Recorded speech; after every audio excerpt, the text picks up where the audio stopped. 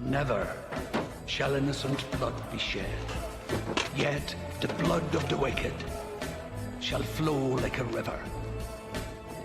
The three shall spread their blackened wings and be the vengeful striking hammer of God. You people have been chosen to reveal our existence to the world. You will witness what happens here today, and you will tell of it later. All eyes to the front.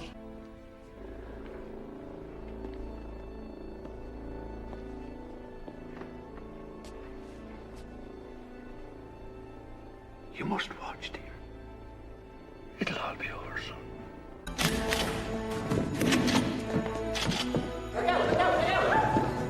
Now you will receive us. We do not ask for your poor or your hungry. We do not want your tired and sick. It is your corrupt we claim. It is your evil that will be sought by us. With every breath, we shall hunt them down.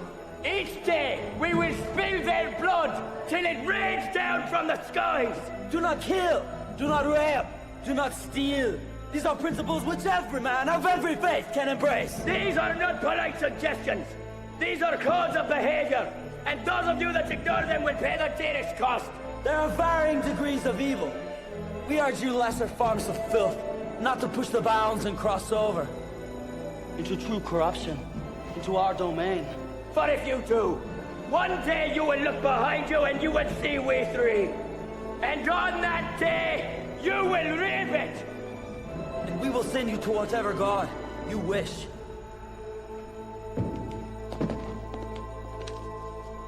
And shepherds we shall be, for thee, my Lord, for thee. Power hath descended forth from thy hand. May swiftly carry out thy command. So we shall flow ever forth to thee, and teeming with souls shall it ever be. In nomine Patri. Et Filii, Spiritus Sancti.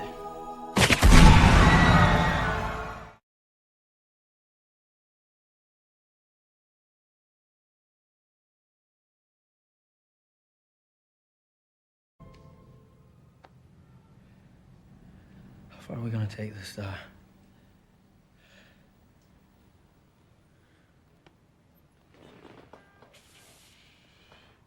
The question is not how far. The question is, do you possess the Constitution, the depth of faith to go as far as is needed?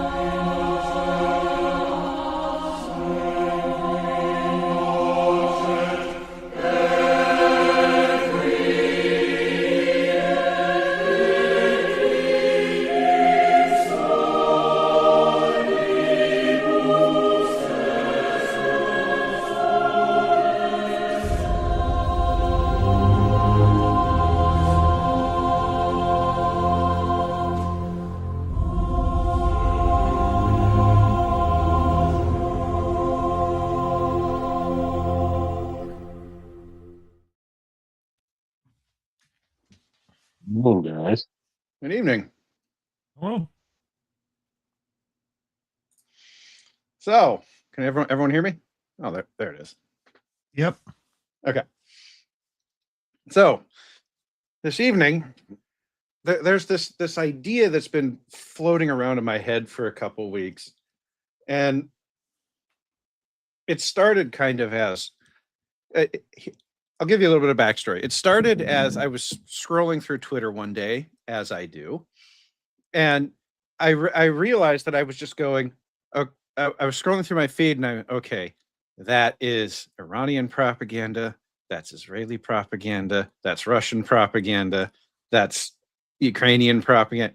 And I just realized that I had this sort of, it was this meta experience of everything is propaganda, which means there's nothing real on the internet, which is, I mean, we call the internet unreal all the time anyway. But then I got to thinking, if propaganda is dead, and now I understand most people do not see the propaganda that way, but if that's all it is, why isn't it working?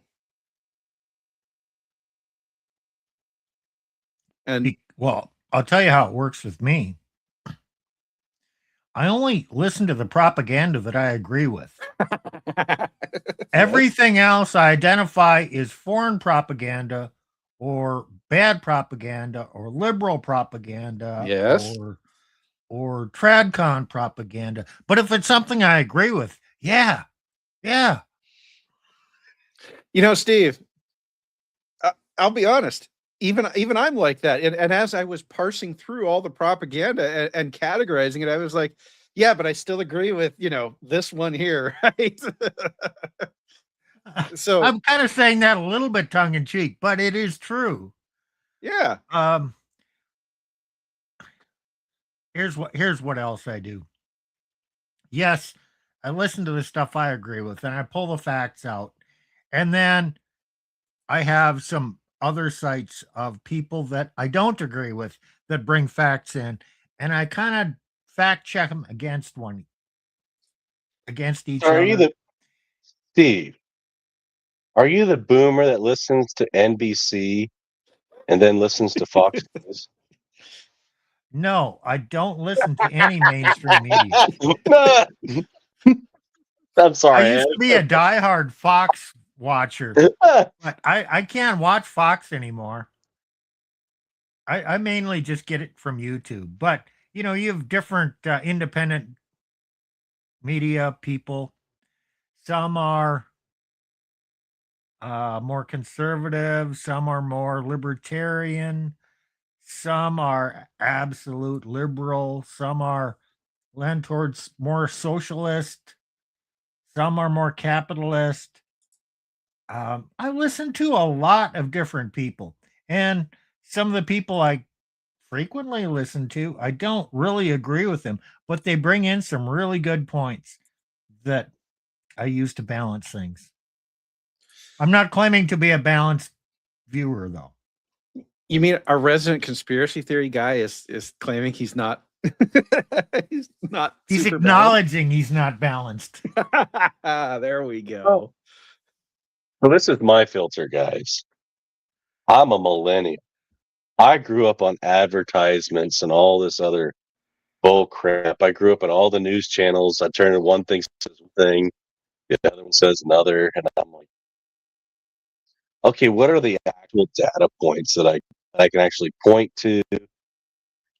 What's the actual physical act or policy that they're talking about? And I would navigate that way. So when I see all this propaganda out there, I'm like, yeah, I see all this crap. How much is it zeroing in on me with my proclivities? How much is it just like advertisements?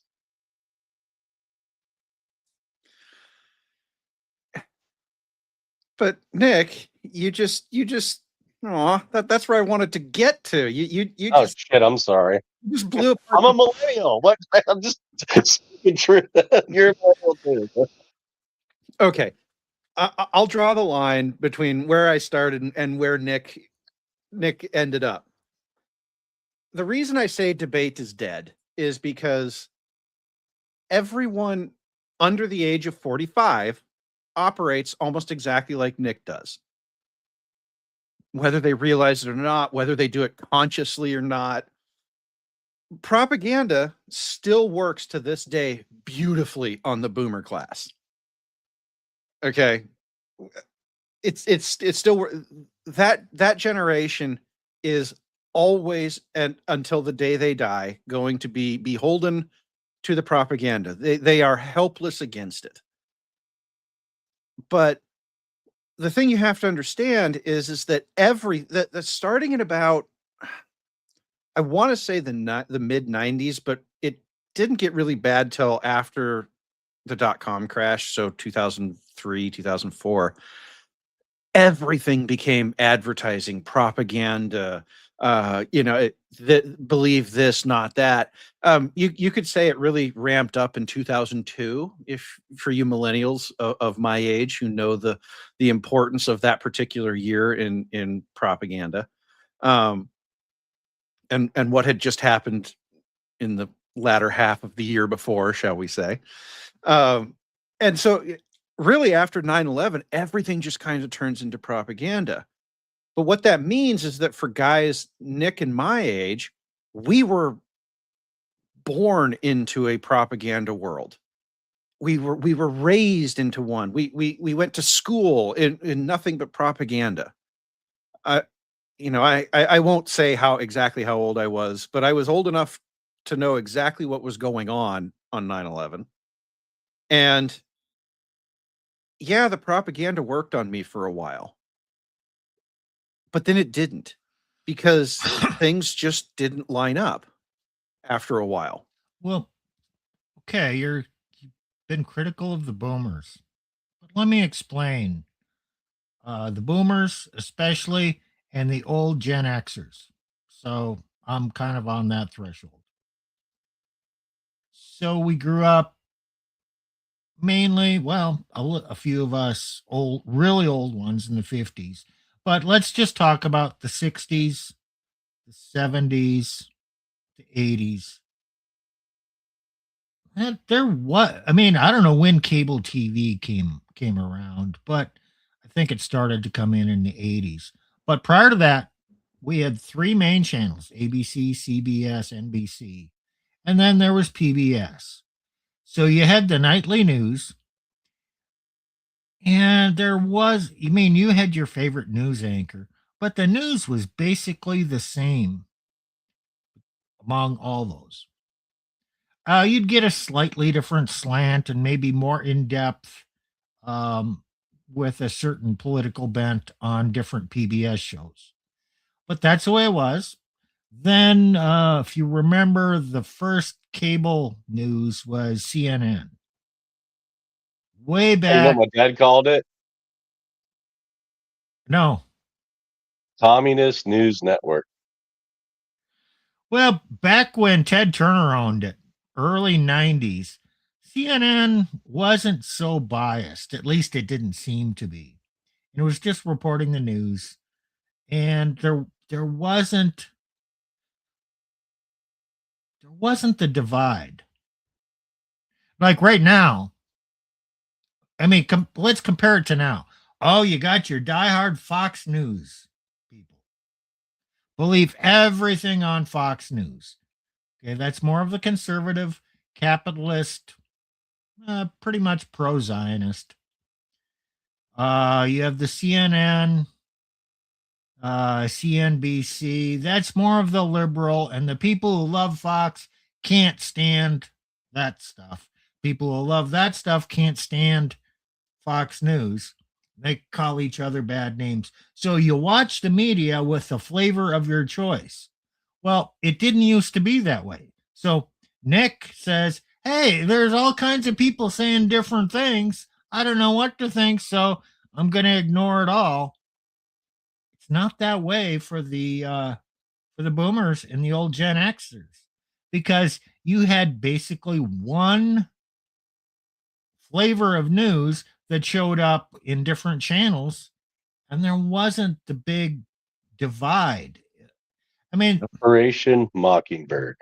and they're really okay. Some people voted Republican, some people voted Democrat, but nobody really made a big deal of it. There wasn't any big infighting and pointing fingers between someone's political affiliation. It didn't matter much. And it matters a lot now. So I would say that's why the boomers propaganda works, because they were all part of a group. It was consensus driven. They were of one mind because the media was all of one mind. Was there propaganda there? Yes, but it was all one flavor. Whatever they wanted you to believe. Like JFK was a lone gunman. Where did that story come out? Everywhere. The same flavor everywhere. Steve, you actually did a really good job with that, because, when I talk to my dad, he describes pretty much exactly the same thing. And he's roughly your age, as to what he experienced growing up. Now, does that mean that all boomers are ensnared by their propaganda? Well, Steve is on the screen, and you can see he's a pretty non-trusting sort of person. But the thing to know about that is it is 10% or less of people who are like that. And they are considered rebels by their group. So Steve would be considered a rebel by the boomer standard. Hey, even way back in the day, there were always a few that were members of the John Birch Society. Right. Yes. I mean, my point is there have always been, I don't know, small percentage, 1-2% of outliers. And they're always boomers. Among the boomers now, it's probably a bit bigger, maybe 5% outliers. Probably not a lot more than that. Okay. I will defer to your numbers. You have maybe a better. It could be 10%, but it's certainly not more than 10%, and I'm doubting 10%. Well, more like 5. 10% is kind of a standard number for rebellion outliers. Like, it's never, I say 10% and I mean it like that. It's never going to be more than that. Okay. So, and you're not going to find, do you think that 10% of boomers really understand the differences in what the millennials have to deal with that they don't? Do you think it's that high, Nick? I just think of it like car sales. You have most of your norms, and you had like 10 to 5% that there were happiest guys. You'd sell them a car no matter what. Then you had on the other end of the spectrum, the 5 to 10% that no matter what you do, you're never going to sell. And there's everyone in the middle.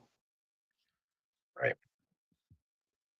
Well, it's that middle that we're going to focus on, because yes, the three of us are strange creatures, and we routinely acknowledge that. But the normies are where life actually happens.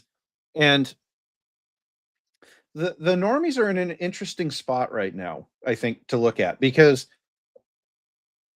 the propaganda appears like it works on them, but it doesn't really work on them, because the normie response to everything that's going on is to disengage from all of it. Right? Ask a normie about H-1Bs. They look at you like, what's an H-1B? Ask a normie about NGOs. What's an NGO? Ask a normie about the red pill. What's that? The Matrix thing? Like that. I'll give you a little pushback on the H-1B, because it's affecting the normies, so therefore they might care. It's more directly affecting them than some of the other stuff. So that's true. the immigration debate at large has made it into the normie sphere. And Hey, go ahead. I was just going to kind of make a point. Normies just lack information a lot of times. I had a discussion yesterday with one of the workers in the warehouse. I get along with him fine. He's an okay guy.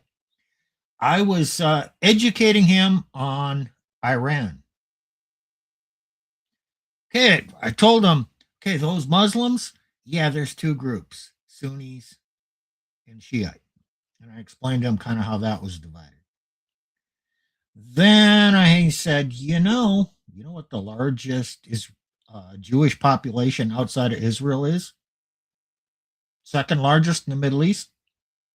Iran. Wow. Oh, do you know there's 4 religions in Iran? No, I didn't know that. Yeah. Muslim, Zoroastrian, Christian, mostly the Orthodox type, and Jewish. And I was telling him all kinds of other things, just true things. And you know what? You know what the Iranians want more than anything else? The Iranian men to be left alone and to raise their families and have safety. What did the Japanese guys who we were fighting against in World War II want? Oh, they basically wanted to raise their families and make a living and do what they want. Now the leaders may have other goals, but wherever you go in the world, men kind of want the same thing, and they're forced into fighting somebody else most of the time. But in general, and he hadn't thought about those things because we are being propagandized or being told, okay, we're the good guys, they're the bad guys. Well, maybe, there could be valid reasons to go to war against somebody, but that doesn't mean that they're necessarily bad people at their core. They have a different culture, obviously, but a lot of times people the world over have the same desires and goals. And we forget that. Well, at the same time, you look at the H-1B debate and everything that's going on there, and you have to be willing to say, yeah, most men have the same basic desire to be left alone, but don't make the mistake of thinking that makes all cultures universally compatible with each other. Oh, no, I'm not making that assumption. Well, but you can have a cultural clash. See, a lot of people will make that assumption, and that is one of the modes that the propaganda tries to operate on, specifically around the H-1B debate. Oh, they're just like you. No, the Indians are not just like me. I'm sorry. And you know what? You know what else isn't like me as a Christian? The Muslims. Fuck them. Okay. Do you know what? That's what makes borders a good thing. Yeah. Yes. And they can do their Muslim thing over in their Muslim country. Don't have a problem with that. Yes, Nick. Poland has the right idea here. So, but the interesting thing is you've probably heard Rollo say, people don't want you to give you the information. They want you to tell them what to think about the information. And honestly, yeah, you should tell them what to think about the information. Look, the vast majority of people. It's preaching. It's basic preaching. So, look, there's some guys out there, they have this idea. You just need to just tell them the facts of the Bible. And don't go off of what the facts of the Bible are. Just do your expository preaching and don't get into application. I'm sorry. No. That is the coward's way out, and you're shirking your duty in applying God's word to his people. Well, what God, the facts impact what you're obligated to do something about the facts. It's not just some esoteric doctrine out there. No, it impacts you and how you live. Well, Nick, I view it as it's not, yes, it's shirking their duty, but they are ceding in this particular case, the theological high ground to somebody who is willing to tell people what to think. Yeah, and that's And why they smuggled in light complementarianism, yes, all sorts of other that's how crap. they got it in. We're not telling you what to do, but except when you actually start telling people what to do and actually wait, all your history, all your forefathers taught Mhm. this and applied this, but now you're some crazy extremist because you actually think the word applies to your people and you should preach it. Well, yeah, you have to tell people what to think and what the consequences are if they choose to think against you. Let's just put it that way. Because I'm biased. Obviously, whatever my opinion is the correct one. So if someone disagrees with me, they're free to do that. But, if I'm going to give them a whole bunch of facts and information conversationally, let's assume I'm not preaching, just in a conversation, and I leave it at that, and I walk away, they're going to be thinking, oh, that was interesting. I got a lot of facts. I got a lot of information. Now, what the fuck do I do with this? On the other hand, if you say, here's facts and here's information, here's how you apply it to this worldview. And if you choose a different worldview, have you thought of this consequence of that worldview? Oh, and this is how it's going. If you don't adopt this worldview, here's the bad. So I think you should. And here's some additional reasons. So now you're providing information and facts and telling them what to think. We're encouraging them as to what to think. Because people left to themselves will not know how to apply raw information and go through the methodical process to start with principles and values, and then think through the different logic trains. Oh, this outcome versus that outcome. They're not equipped to do that. So, Steve, you're touching on something, because people are going to come in and say, but you just told us that propaganda doesn't work, and here you are telling people to saying, oh, well, you do have to tell them what to think and how to think about it and all that. And it's like, actually, I wouldn't waste my time unless I knew that person was of a sufficient IQ to handle the long form conversation. I would say I would not even bother telling them, walking them through the thought process of principles to outcomes. I would just say, no, I'm not going to walk them through that. But in the course of a conversation, I'll give them a lot of facts and information, if in appropriate circumstances, and then tell them what my viewpoint is.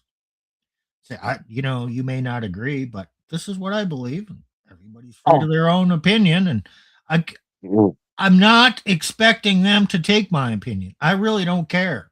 It's just a conversation, a social conversation, without me expecting to convert anybody to my viewpoint.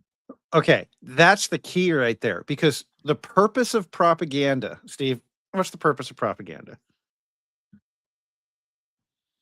To influence people into a certain opinion and action. Correct. And there's lots of tools to do that, right?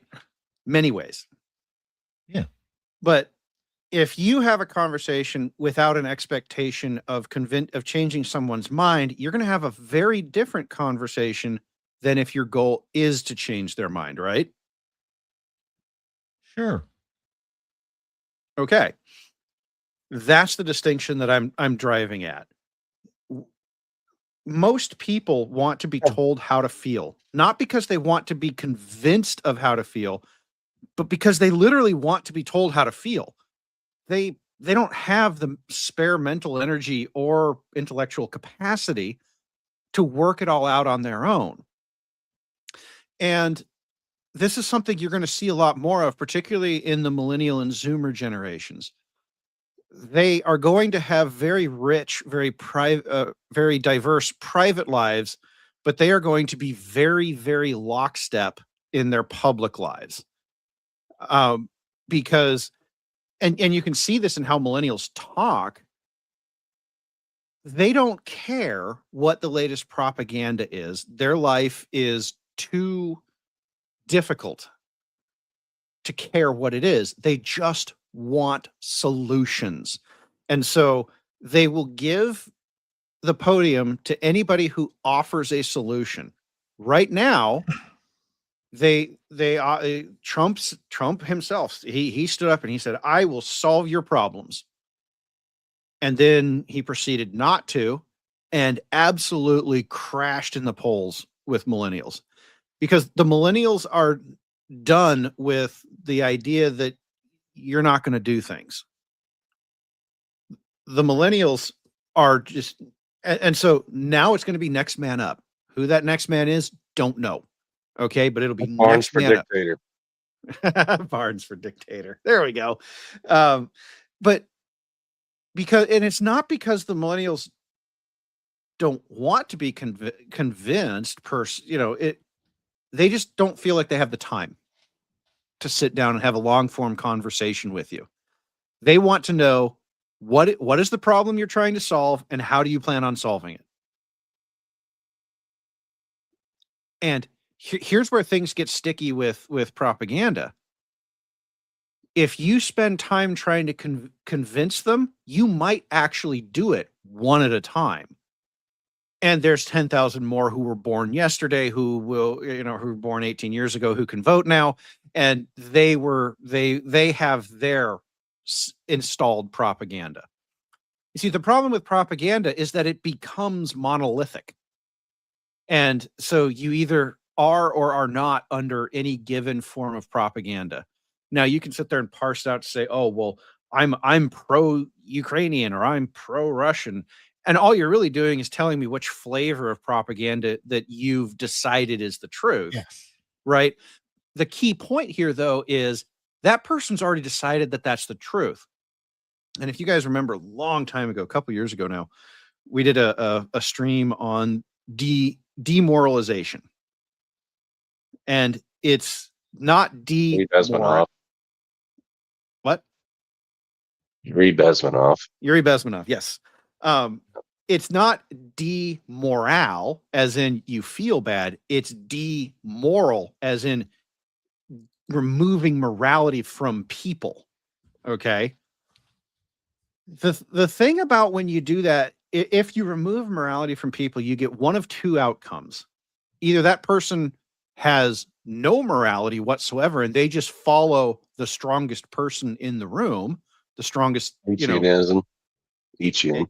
Yeah, exactly. Or that person goes off and develops their own moral system completely outside of the propaganda. And so I know what you're saying. Oh, well, but okay, then the propaganda works on the people who follow the strongest person. Well, does it really? Because you're trying to convince them that you're right, and they're just following the wind. So the moment somebody comes along who's stronger than you says that you're wrong, then they are unconvinced of your propaganda and on to the next one. So this is what I mean when I say propaganda is dead. It's not dead as in it doesn't influence people. It's dead in terms of it is no longer useful for building and maintaining blocks of people who, well, as Steve was describing earlier, you had your flavors of the one narrative. Well, propaganda can't do that anymore. Propaganda like that, believe it or not, requires a moral system to function. Because the propaganda works by looking at your moral system and asking, how can I leverage your moral system to convince you that I'm right? Okay. If there's no moral system to leverage, then propaganda is just the ice cream flavor of the week at Baskin Robbins. It has no long-term utility. Okay. So that's that it's dead in the sense that it's useful for organizing large scale populations towards a unitary goal. And but that ends up having fascinating consequences. And you guys probably remember back during the first Trump administration when everyone was talking about how, the media was, the legacy media was what it was called, and how podcasts were going to take over, right? Yes. You remember that? Yeah. Yep. Okay. Well, that actually happened. But what that means now is everyone has a small number of voices that they listen to. It's exactly what Steve described earlier. Yeah, well, I have the propagandists that I like because I agree with them. And if you're smart, you listen to some people who you don't like to get a counterbalancing view, but that's not most people. And so there is no unified propaganda because there's no unified morality. You have something to say, Steve? You look like you have something to say. Yeah, and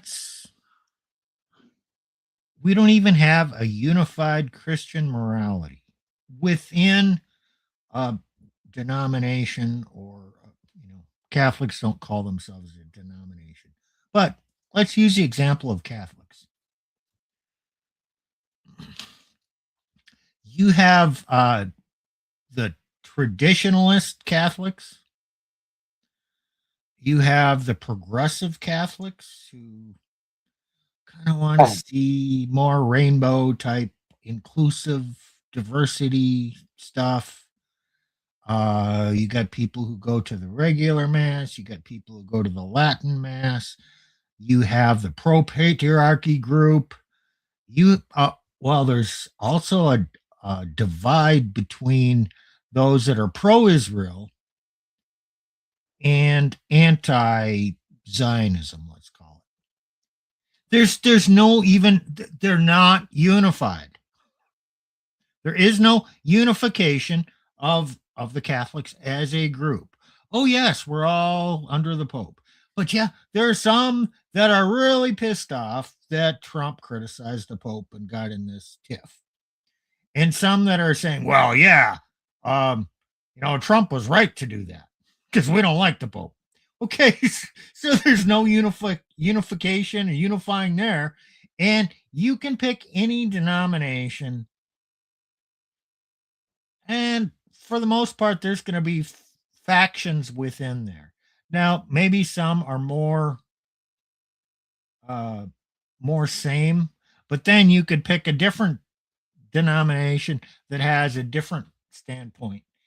And so even Christians are completely divided in numerous ways, in numerous things, and they're each listening to different podcasts or representatives to voice their standpoint. And for the most part, they're getting more staunch in their views of a varied nature. Oh, Steve, key point there. And this is another reason why debate is dead and why propaganda is dead. And this is true across generations. People are becoming more and more rigid in how they view the world, to the point where propaganda won't work because that person is just uninterested and in seeking out that propaganda. And if they encounter it, they react negatively towards it. And the thing is, this is actually a psychological defense mechanism. Oh, wait, you're one of those? I'm not even going to listen to you. Yes. It's a defense mechanism because there are so many different voices out there, all vying for your attention. What the normies will do is they will just shut down listening to any of them, and they will say, well, this is what I believe, if they have an opinion at all. And for the most part, they don't. Now, will certain things drive them to have an opinion on stuff? Yes. As Nick pointed out, the H-1B stuff is making it into the mainstream. Why? Because the normies are getting fired left and right. And they're like, why?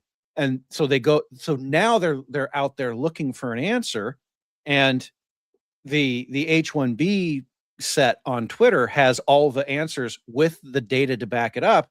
And so a normie's going to look at that and they're going to go, yeah, that, and then they're going to look at their experience, and they'll have, if they were in tech, they'll say, oh yeah, I was replaced by an H1B. Or, if you're in construction, oh yeah, I was replaced by a South or Central American. They'll have all of those. They'll know who did it, and they'll go and they'll look at the data and they'll go, oh yeah, no, this makes sense. And that's as far as they go with it. Most of them, when I talk to them, I still have to dig into the data, and they like it. They like, but they've already made up their minds. And what you're going to see now, as the boomers leave power, and they are leaving power through the ultimate power of the coffin, is that the millennials are coalescing around a small number of narratives. And this is exactly what I expected from the most propagandized generation in human history.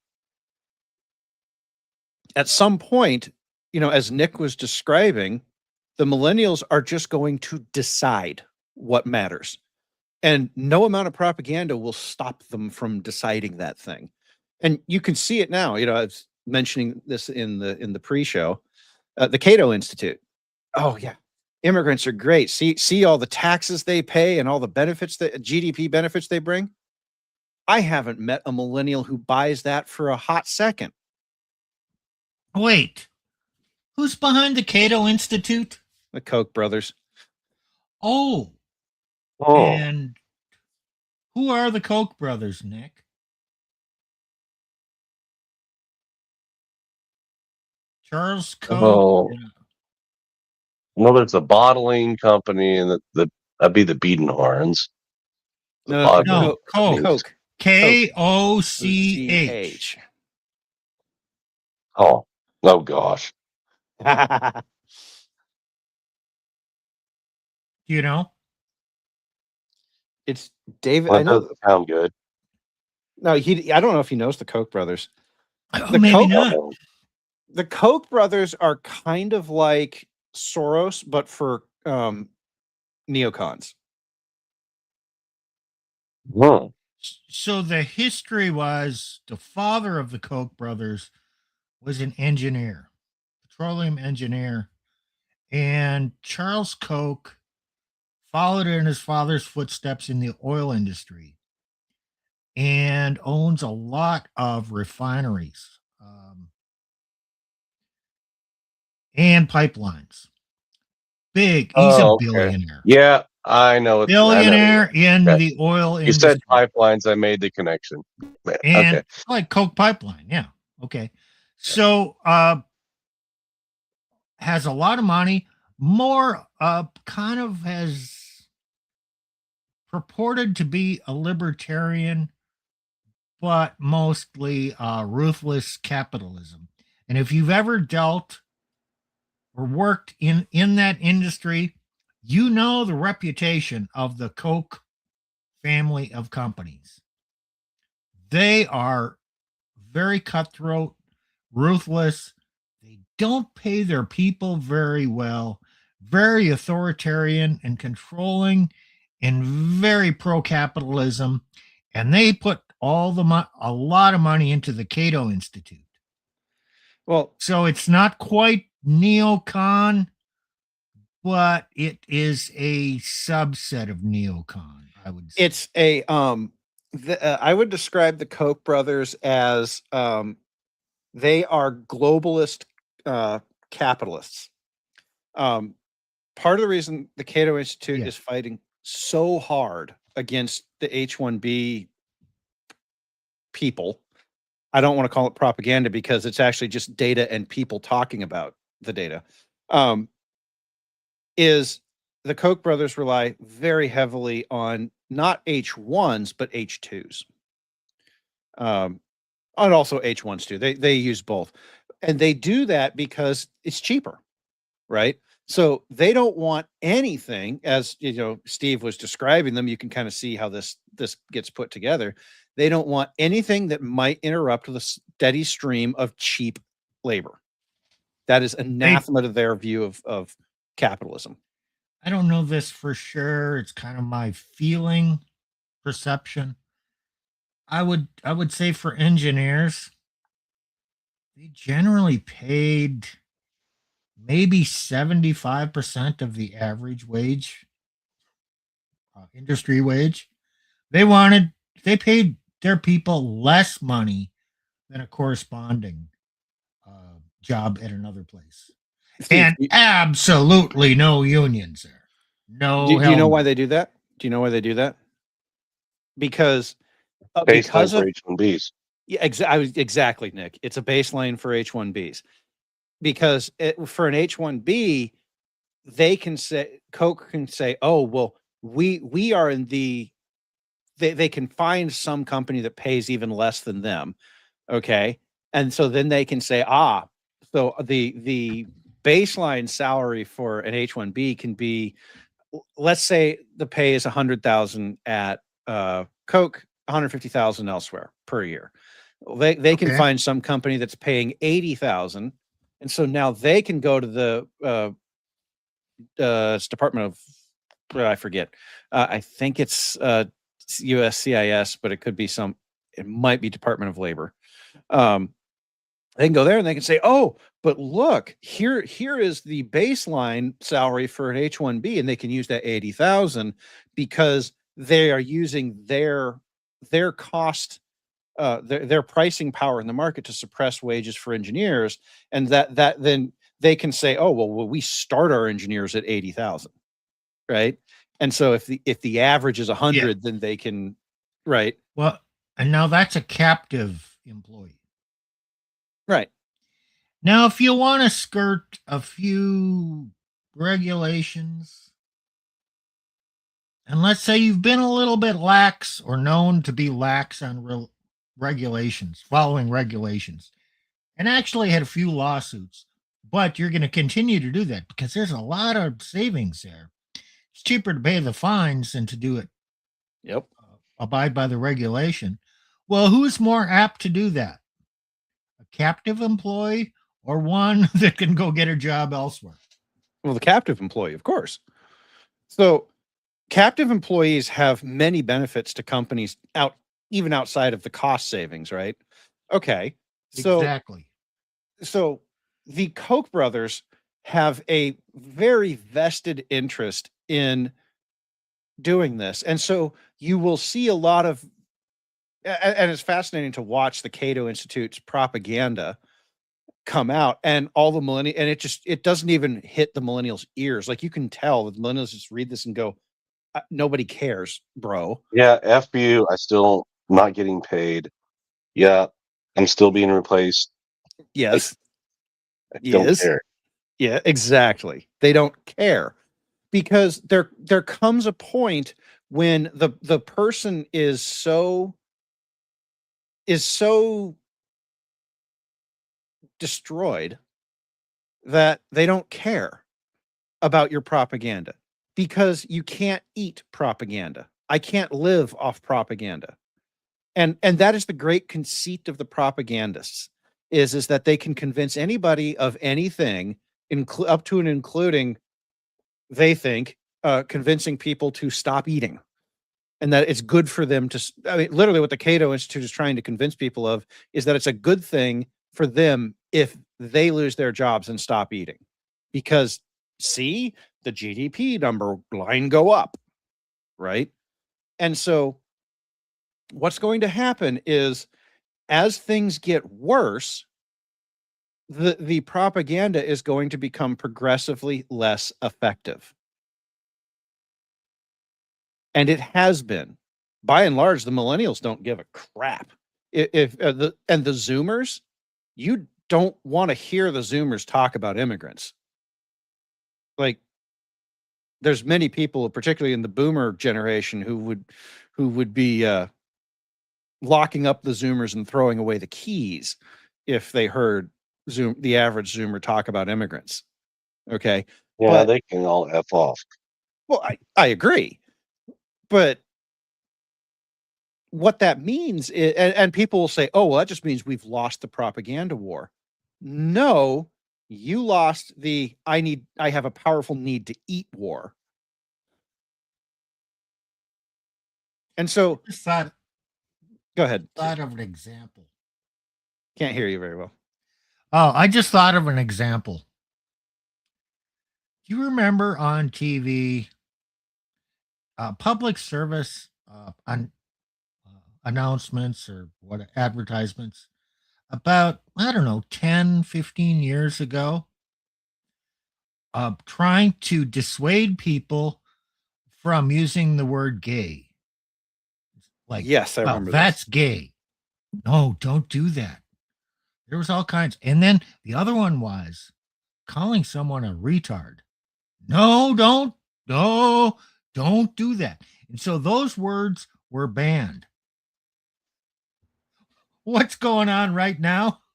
Both those words came back into usage for in common everyday language, because that propaganda to get it out, to ban those words and those phrases, analogies, it didn't work. So, Steve, this is an interesting point about propaganda. When you have somebody who is over propagandized, the propaganda itself becomes a social meme. Okay. I remember the PSAs that you're talking about vividly. And I use the word retard all the time in many conversations with many groups of people, some of them who are shocked that I use it. But the point that I'm making here is that because propaganda has become so prevalent, it has become something that is not just mockable, but that ends up being forced to make a mockery of itself to get any purchase in the minds of the propagandized. And this goes back to the fact that there's no morality for this propaganda to hang on to anymore. When you go ahead. There's a modern one. It's been going on for the past 3-4 years. Propaganda against anti-Semitism. And right now, most people, it's been so overused, they go, no, I'm not, but I don't care. Call me whatever you want. Oh, they have their opinion. And so, you know what? All that propaganda, and it's been there. You have heard it. I think it's not being effective. I'm not saying there's more. I'm not advocating hatred. I'm not saying anybody does hate any group. I'm just saying labeling them, they're going, screw you. Don't care. Steve. Yeah. What happens when you cry wolf too many times?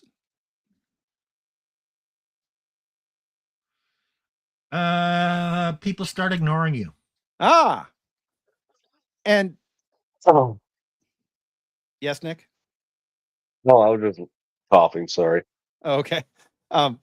So the propaganda on particularly out of the various regimes around the world has always been pretty monolithic. But starting with the millennials, it's all we've ever heard from the day we were born. Now, you could say, "Oh, but that was the boomers." The boomers, that's just racist, man. The boomers, yes, but they had an interesting. Their parents, who raised them, were not born into that propaganda, that universal propaganda world. In large part because they didn't have access to the information at all. Television wasn't really a big thing until the late 50s. I mean, and if you had a color TV in the 60s, you were rich, so that sort of universal propaganda piped into everyone's house all at the same time really is a post-war product. It was actually during the war that they figured out how to do it, and that was when the media was weaponized. But your average boomer was born in 1945 to 1960, so their parents, that hadn't been done to them yet. Kind of it had, because radio, they had the nightly shows on the radio, and the family gathered around the radio. So it was there, but not to the same extent. Yeah, well, I mean, there was a lot of propaganda used to get everybody on side to support World War II. War bonds. There was War yes. bonds. War bonds, and you got to save. We're going to ban chewing gum because we need the tinfoil for chaff for the airplanes or whatever. People were, there was a lot of propaganda. That the enemy is so bad. They're doing this, they're doing that. A lot of that was bullshit. Right. So, but World War II was really where it started. And so yeah, okay. all of the boomers' parents were born before that. They were born in the Depression. The youngest of boomers, their parents were born in the Depression, which means that, because in the Depression, of course, you've got it. Having a radio was a big deal. You were the person that other people came over to, whose house other people came over to, so they could listen. So, and radio was not. I mean, in fact, radio, the company RCA, Radio Corporation of America, was the rise and fall of radio was a direct causal component of 1929. And it was a boom, just like it was a boom bust, just like AI is right now. That should give you. It was radio was as big a thing as AI is now, or as the tech boom or computers. It was the thing that was going to revolutionize the world. Those companies sold at a big premium. They were going to be around forever and control the world. Well, where's RCA now? Where's Motorola now? RCA was bought out, but it's owned by somebody now. I forget. I looked it up once, but I forget who it was. Well, right. But the thing to remember is that radio, even the concept of radio, is really a 1920s thing. That's when sort of the mass adoption of radio starts. Sure. So your average parent of boomers did not have that sort of you could say, oh, but the newspapers. Right, but newspapers had editorials, and newspapers were geographically distributed, and they mostly focused on local stuff. Right. So you really didn't know, if you were reading the newspaper, you didn't know that something happened in Europe until 2 weeks later. And by then it's just kind of like, oh, well, okay, it is what it is, right? There was no value in trying to propagandize you about it, because you're reporting on something that happened 2 weeks ago. Whatever the consequences were, they were done. That was true of a lot of the World War I reporting too. It's like, well, this thing happened. Yeah, it happened 5 days ago. Like, okay, well, there was a battle that was fought 5 days ago. Okay, and that was the end of it. The speed of information did increase. World War I, it might take a couple of days or 5 days for the news to cross the ocean. Then by World War II, well, we had cables crossing and telegraph. People would send a wire. So you got the basic information. And then you had AP. And then it went to the teletype. So everybody had a teletype machine, all the news agencies did. So we saw it still sped up. So it would be hours old. It went from weeks to days to hours. But there was time in there. Now news is more or less instantaneous. Somebody's talking about it the moment it happens, because it comes across on the internet. Somebody hears about it. Twitter. How long does it take for, if all you do is watch Twitter, how long between an event happens and you can find a tweet on it. You It's catch usually it about before even the news, and you catch it before the news channels. Oh yeah, it's just about 30 minutes. Is usually about how long it takes for it to bubble, for the algorithm to catch it and bubble it, right? But that's about how fast it goes. Now, this means that there is a very high value in catching the news and propagandizing it about it early, right? Yep. Because back in World War II, if the news took hours, and had to come across a small number of news methods like cable or radio, then, well, there was time for people to decide how to respond to it, right? And then shape Well, that response. think about it. Okay, when the Japanese attacked Pearl Harbor, The way we knew about it way beforehand and let it happen. forget about that. When the news hit the mainland, okay, I'm sure it was a wire, a telegraph type thing. So you have to use Morse code to for every letter. So yes, okay, it would come across. Maybe you would get I don't know, 100 words in 5 minutes. I don't know. Some of those telegraph operators were pretty fast, and they could decipher it pretty fast. But you weren't getting the full picture. You weren't getting thousands of words. You might get 100, 500 words that tell you about the event. And then, okay, as it propagates out, then whoever gets this, let's say the government gets it first, then they're going to take that, and when it goes out, okay, the initial raw data goes out. Now they can put their people in place to decide, okay, how are we going to spin this data? What other things? How do we want to craft the message?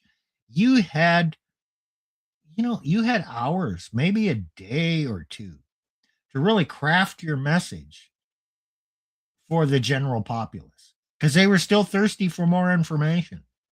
Do we have that lag and time to craft the message now, Plutarch? Time, no, that doesn't stop them. But what that does is it means that the propagandists have to rely on pre-installed filters, right? You have to already believe their framing of the message. It's not a very effective way to run things, if I'm perfectly honest, but that doesn't stop them. And it's the only thing they've got. So from their standpoint, yeah, it sucks, but they don't have anything better. So, well, look, when one of these events happen, and the information, whatever this early information that comes out, how often does that change? Quite often. And I've heard people who do follow this say, yeah, I've learned I don't comment on anything until 48 hours has passed. right. Well, and people will say, oh, but that gives them time to frame the narrative. Well, yeah, it does. But here's the other problem.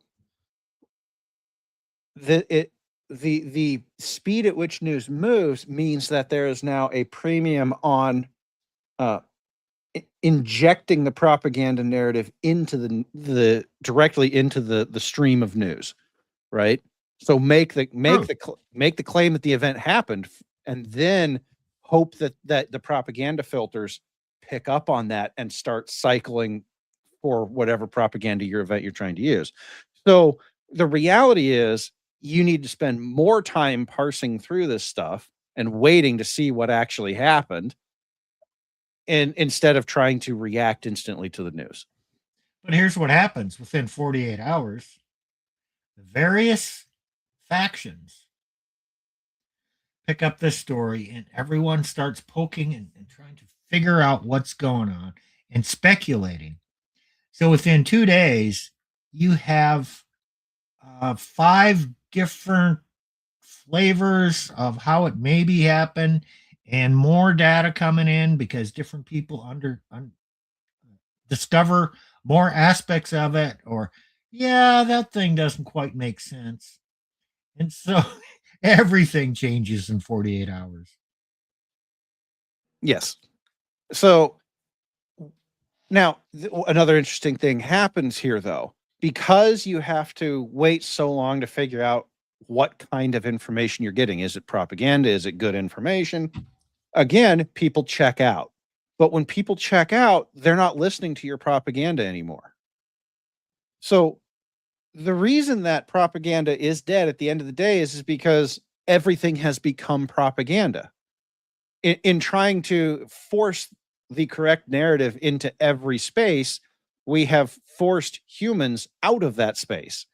And so it's kind of like dead internet theory. It's like the AI is just, or sorry, the internet is just AIs talking to other AIs. And there's, obviously there are still humans. You see a couple of them on your screen here. But for the most part, if you can't trust your sources of information, the average normie is just going to stop. They're not going to bother trying to get information. But if they're not bothering to trying to get information, they're also not being affected by propaganda, because the first part of trying to convince somebody to change their mind is to give them new information they haven't heard. And then you can go ahead, Nick. So I have some boomer parents, right?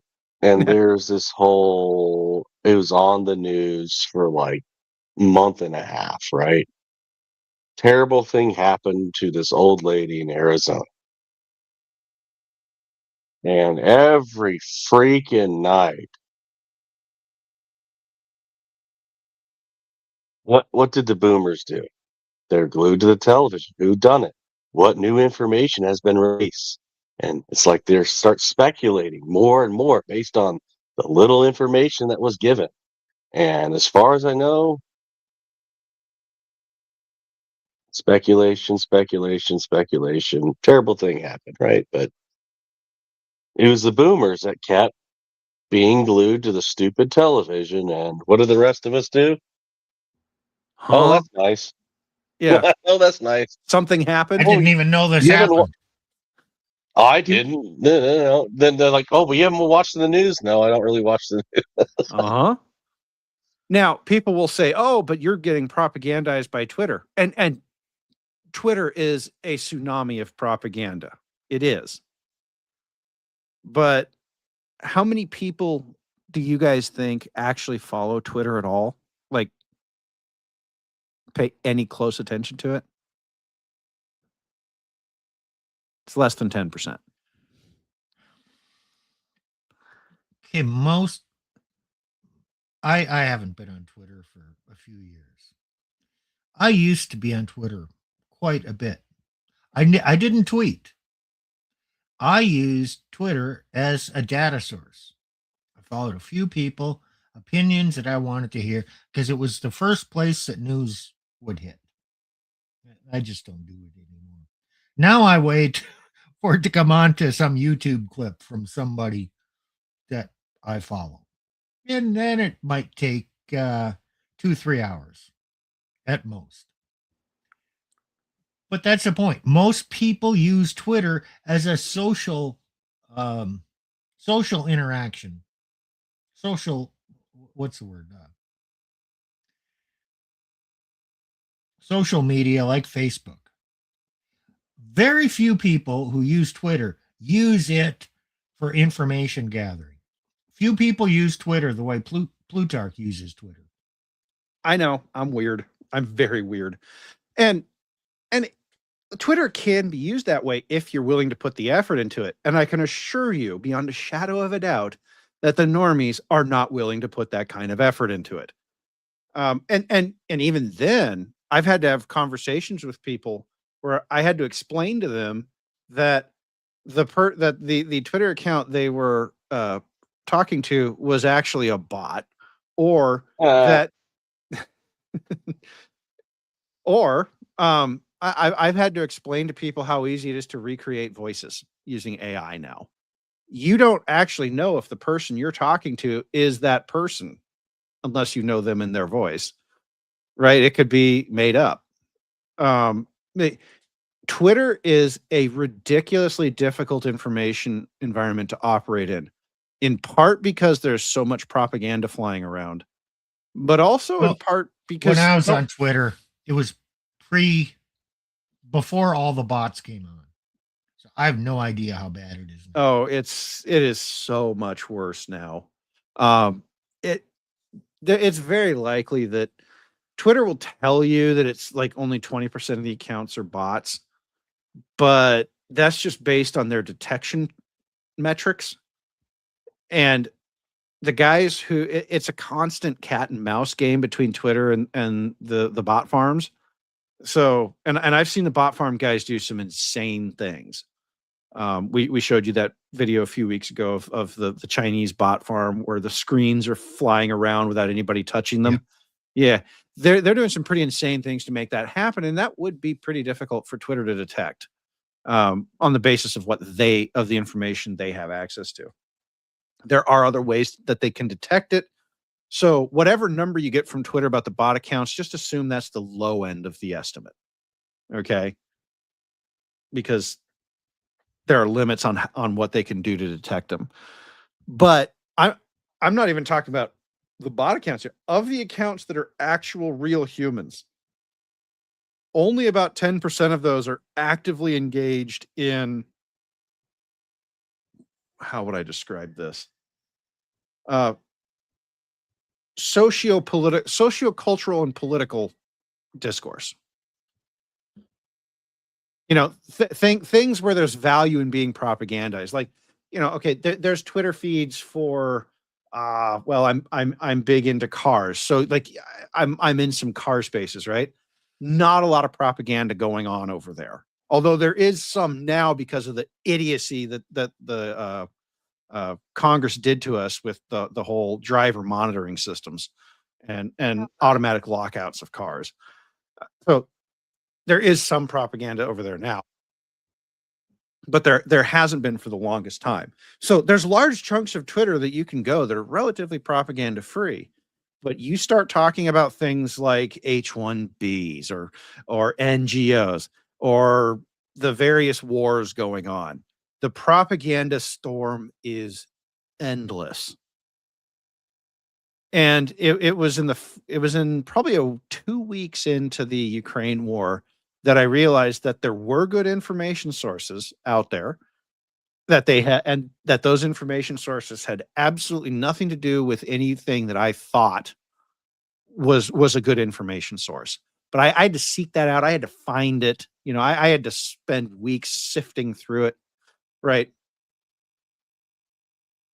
Now, the Ukraine war is actually a great example of how propaganda is dead. The Russian and Ukrainian botnets are still active. They're still doing things. But by and large, the sides have already been decided. People broadly have they have their opinion, and that's the end of it. The value of propagandizing on it right now is so low. It's not going to stop them. They're in the middle of the war. They have no choice, both sides. But for the most part, in terms of Twitter specifically, the sides have already been drawn and decided. And you're never going to convince those people otherwise. And so this gets to the final point, and I want to shift us a little bit here, because in the red pill space specifically, but elsewhere in general, for the past 5 years, I'd say, there was a huge the debate shows were the huge draws, right? The whatevers, fresh and fits, you know. Now, you know, I'm not discounting, you know, long form single person content like what Rollo was doing. That was there, But when you look at the numbers of who was watching, it was and you can say, oh, well, that's not debate. That's just men beating up on women. Well, Andrew Wilson, big debate show. Yeah. You don't hear much about those guys anymore. And you can say, oh, well, that's just you not being plugged in. No, those shows are not doing the numbers they used to do. Particularly Whatever and Fresh and Fit. I mean, I'm not saying that they're doing bad numbers, but it isn't what it was. And this is because people have largely decided the people who watch those shows don't need to be convinced anymore. There's no need to have a debate for the people who are going to agree with you. They don't need to be convinced. Well, so go ahead, Steve. I watched Whatever podcast for a while. Pretty much every week, I'd say for 3 to 6 months. For a while, not a long time. Did I learn? Was I swayed at all? Did I watch it for the debate? No, I watched it for entertainment value.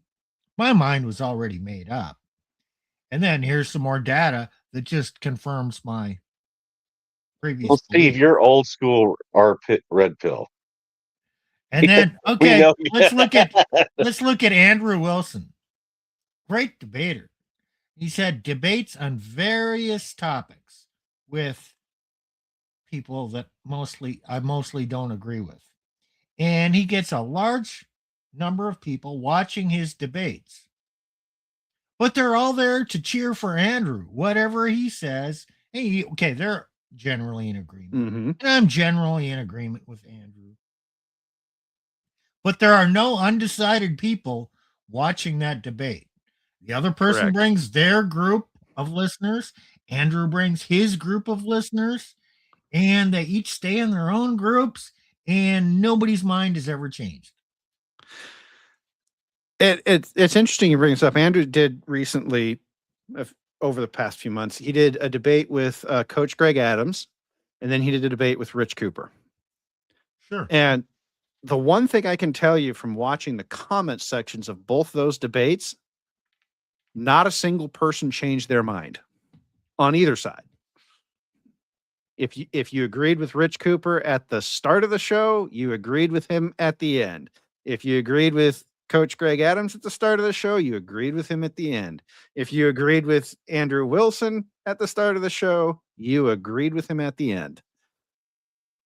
And what was people's preconceived viewpoint based on? The ideology that they adopted for use in their own life. Correct. Are you teeing something up for Nick there, based on what we were talking about earlier? I'm teeing it up for either one of you. Okay. Ideology never remains merely ideology. Well, why is that, Nick? Because it never was just merely ideology. This is how you think. The indicative drives the imperative. It's a classical, way of interpreting the Bible. Here's what is true, and then you say, well, based on what is true, how am I going to live my life? What does the truth demand of me? How should I adapt to the truth? Oh, but the red pill talks about adapting to the truth, but we can't tell you what to do. Yet there's books that are red pill that kind of try to help you decide what to do based on data points and truth. I'll just go ahead and say it, Nick. There is no praxeology without ideology. And there's no amorality. And we've talked about this before. We've done streams on this before. It was a long time ago. Where we've talked about this exact thing. But the reality is that you can see the fact that praxeology is insufficient for humans because, okay, I data dump on a human and they look at me and they go, cool, bro. Cool story, bro. And then they go back to doing whatever it was they were doing before. And so then you bring in the debates and say, okay, well, the debate strategy, well, I need to convince you to do something with this. Well, no, when somebody's asking you to tell them what to think about something, they're not asking you to convince them that you're right about everything. They're just saying, okay, you gave me this data, tell me what to do with it. What is it? Why is it that you spent 2 hours telling me all this stuff? And what do you think? Because when the praxeologists show up, they just stop, right? And so the debate guys step in and they say, oh, well, I need to convince you. No. They don't want to be convinced. Because here's what they're actually doing. They are taking what you tell them to do with it and measuring it against their own ideology. Right, Nick? What he does. Right. So you're not going to convince them because they've already decided on their ideology. They're asking you what to do about it so they can decide if they want to agree with you, if their ideology allows them to agree with you or not. We have an example within Christianity. For many years, there have been debates of Protestants versus Catholics. Some prominent Catholic person will debate a prominent Protestant person. It's been going on for 500 years. Okay, so they each have their followers in there. And I don't really think minds are changed there. But now let's look at the bigger picture. How many new converts to the Catholic Church are there? Well, there are several thousand every year. Some of them were secular and they became Catholic.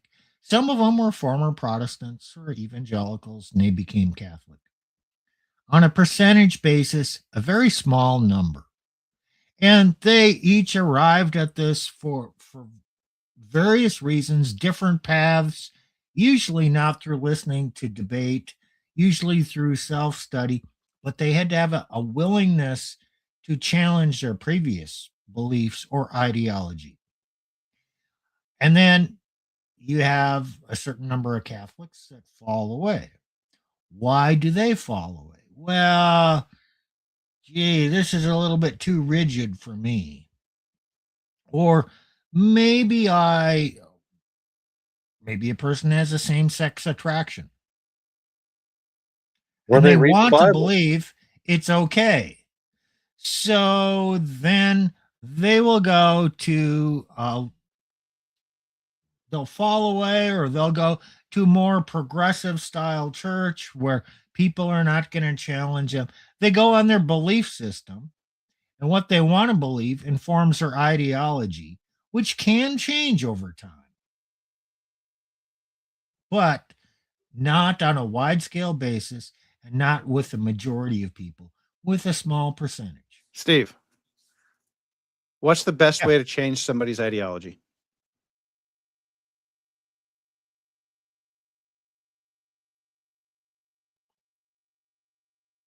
I don't know. Never really thought about it. I suppose put an issue in front of them that doesn't match and then just kind of let it stew in them. That's how I would do it. Nope. The best way to change somebody's ideology is for them to experience a personal pain that causes them to question their ideology. Okay, change their circumstances. Change their kind of. The reason the H-1B thing has gained so much traction is exactly because of this. Because companies fire Americans while at the same time proclaiming a labor shortage and hiring foreigners. And so the people who get fired, they go, oh, that's what this was about. Now their ideology has changed. And when people change their ideology in response to an external event that gets pushed onto them, some sort of force. Yes, exactly. They change radically.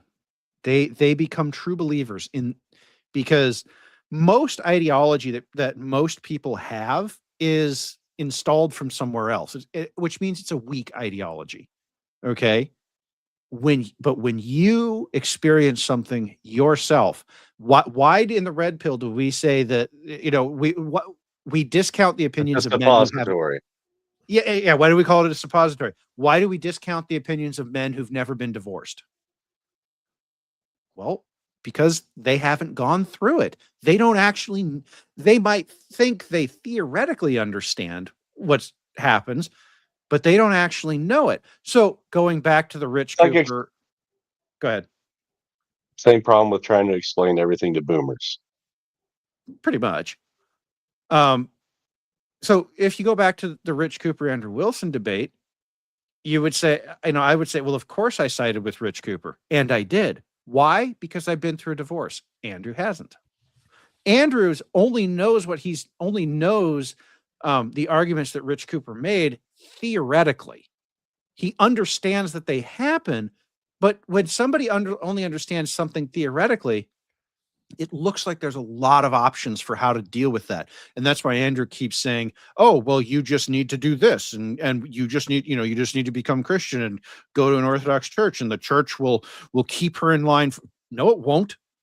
No, it will not. Go look at your Plutarch. Eastern Orthodox churches around the world. Some of the largest divorce Plutarch, rates you out there. don't need to experience that bad outcome if you plan on ways to avoid that bad outcome. Bullshit. We're not God. We're not God.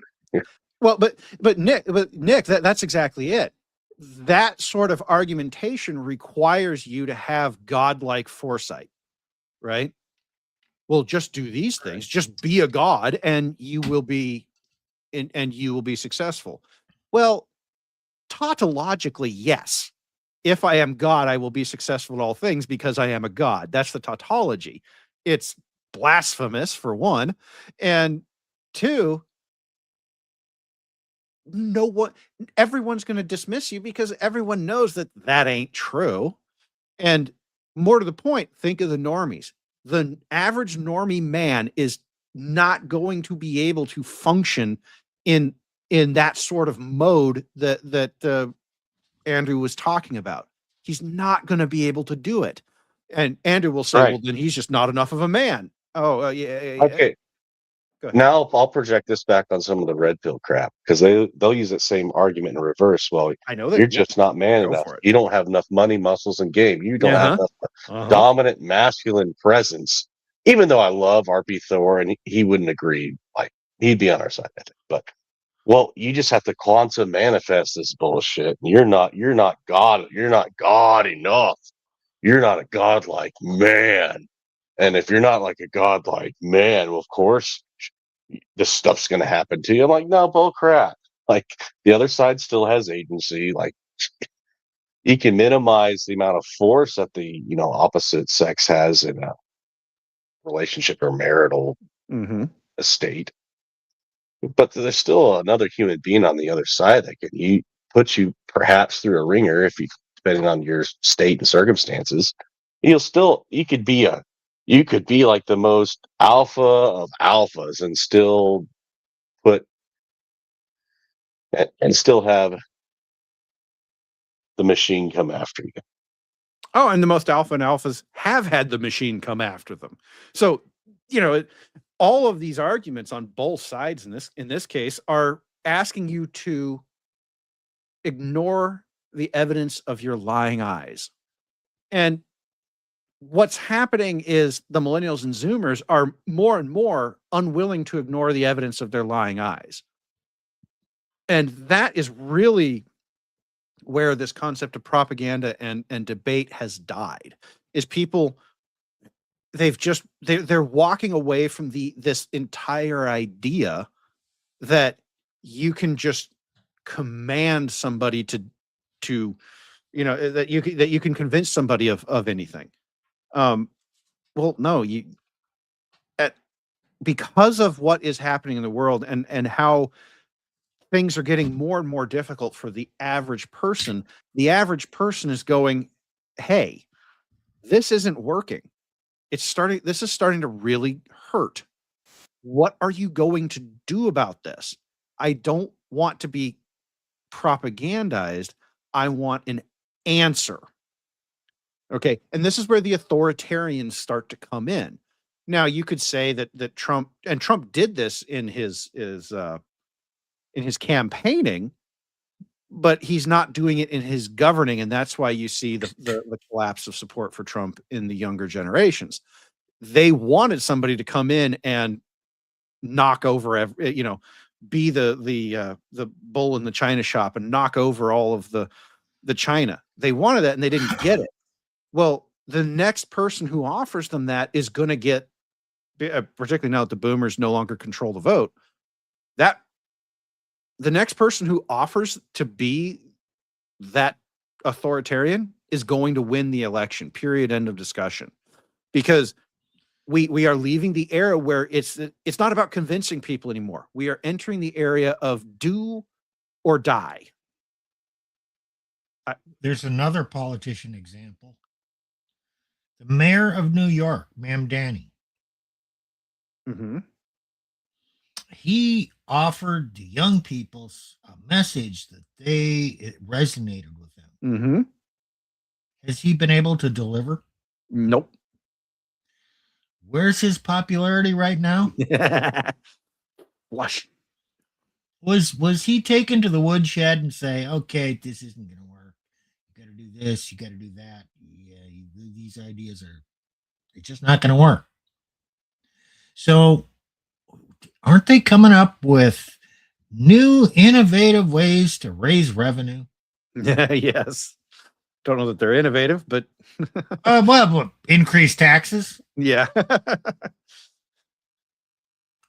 How's that working? It's not. People are leaving. And you've got the governor of New York State pleading with rich people to come back from Florida, and the rich people are flipping her the bird, and she's actually getting pretty desperate right now. It's Kathy Hochul. I think, yeah, that's her name. She's getting pretty desperate. Like they are desperate to get the rich people back because they taxed the rich people into oblivion, and then the rich people left, and then the tax revenue evaporated, and now they can't do what they want to do with the money. Right. But see, that's the thing. We're entering the era. Go ahead. Interesting observation. You look at videos from late 90s, early 2000s of who made up the demographics of New York City and other places like that, right? That area. It's not the same demographics at all. In fact, a lot of those, the stable demographic that was there has left for Florida and other places. Yes. Oh, the migration. I follow the Census Bureau migration trends. It's a bloodbath for blue states. And the blue states' response so far has been just raise taxes more. Surely that will convince them to stay. Certainly other states are paying attention to what happened to New York, and they wouldn't be implementing new taxes in the future to repeat the mistakes. Would they, Plutarch? Yeah, they're repeating the same mistakes because they are ideologically bound too. It sounds like a good idea to walk in and say, oh, well, we're not offering you an ideology. All we're offering is a praxeology, because it sounds like, oh, well, I don't have to compete with the ideology the person already has installed. That's kind of what you're trying to say when you say that. But the ideology drives the decision. Yes. Not the praxeology. We want to have more money to help out poor people for daycares, for this, that, and the other thing. So we need to increase revenues. Therefore, we will increase taxes on everybody, but most especially the rich, because that's where the money is. Praxeology would say, well, in practice, this isn't very good. They don't get that far. They make their decisions based on their ideology. Facts be damned. We are envisioning this wonderful future based on on our ideology. We can't envision a different outcome because based on our ideology, this is a wonderful thing. And Facts don't matter. praxeology can't overcome that because the person has already declared that your facts don't matter, right? Okay. Right. Congratulations, you've won nothing. The thing that switches men's minds is experiencing something in the real world that then is tied to the facts. So, in the red pill space, why are, a lot of men are checking by the way, this was earlier this week, or no, it's Friday. The CDC published their birth rate for 2025, lowest on record. Marriage rates, lowest on record, and trending down. Why? Shocker, because men are checking out because they have enough bad experiences with women, and then they hear what we as the praxeologists are saying, and they go, your data matches my experience. But those men all had to have the experience first. The praxeology is an explanation framework for what has already changed about their ideology. It is an effect, not a cause. Okay? And so when you try and change someone's mind by presenting them with the facts, the only time that they will change their mind is if they already had the experience that the data that you are presenting confirms. Okay? That's for the normies. There's a direct application for this in the churches. And again, I'll use the Catholic Church as an example. They have hundreds of years of data because they used to keep, well, I'm sure they still keep birth and marriage records and death records. Well, every church does. Baptism records. Yep. Okay, baptism records and marriage records. Okay, so, you have to schedule those events too. So how many marriages did you have in your church in the last, or parish, cathedral, whatever, in the past year? Is it lower this year than last year? Is it lower than it was 10 years ago? Has your membership gone down? Has the number of baptisms gone down? Okay, let's assume it has, because by all indications, it has dramatically. So are you doing anything to address this that we can see? Nothing effective. You're trying to do some education, maybe some premarital programs to educate people on marriage, and then from the pulpit or someone's out there encouraging young people to get married. Are they addressing the problems? No. Why? Because their ideology basically prohibits them from seeing that there's a problem. Seeing that egalitarianism doesn't work long term. That if you make women equal to men, women will kind of assume authority over men. Women left to their own devices will act in somewhat promiscuous ways, and men will either partake of the offerings or become repulsed by it and not wife them up. And all the young men will agree with me and say, yep, that's what's happening. Does the church agree, and are they doing anything about it? No, because their ideology, the one they've accepted, prevents them from actually understanding the problem. Right. And you're not going to convince these guys that, okay.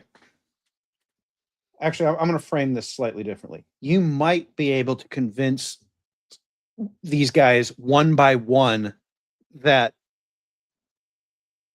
this is the the truth is not what they've been preaching in this case, right? That women really are that bad, and they need to get in the game and start preaching to women on these topics. You might convince a few of them of that, and we've talked about this before.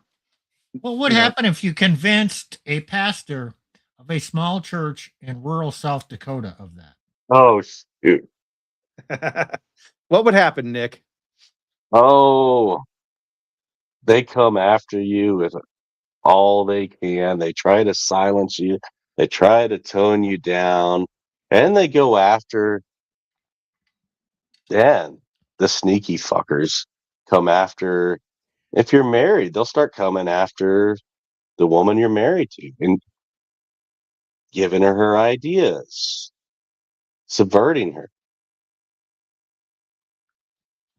You see, if that were to happen, that person that you just convinced becomes a threat to the ideology of the hierarchy, the governing group of that whatever organization it is. And because you're a threat to their ideology, they have to destroy you and root you out. Absolutely. With many roundabout ways that they try to do that. Oh, he's just angry. Now, fuck you. What you're doing is, and I probably shouldn't say that word, but really, what you're doing is an abomination.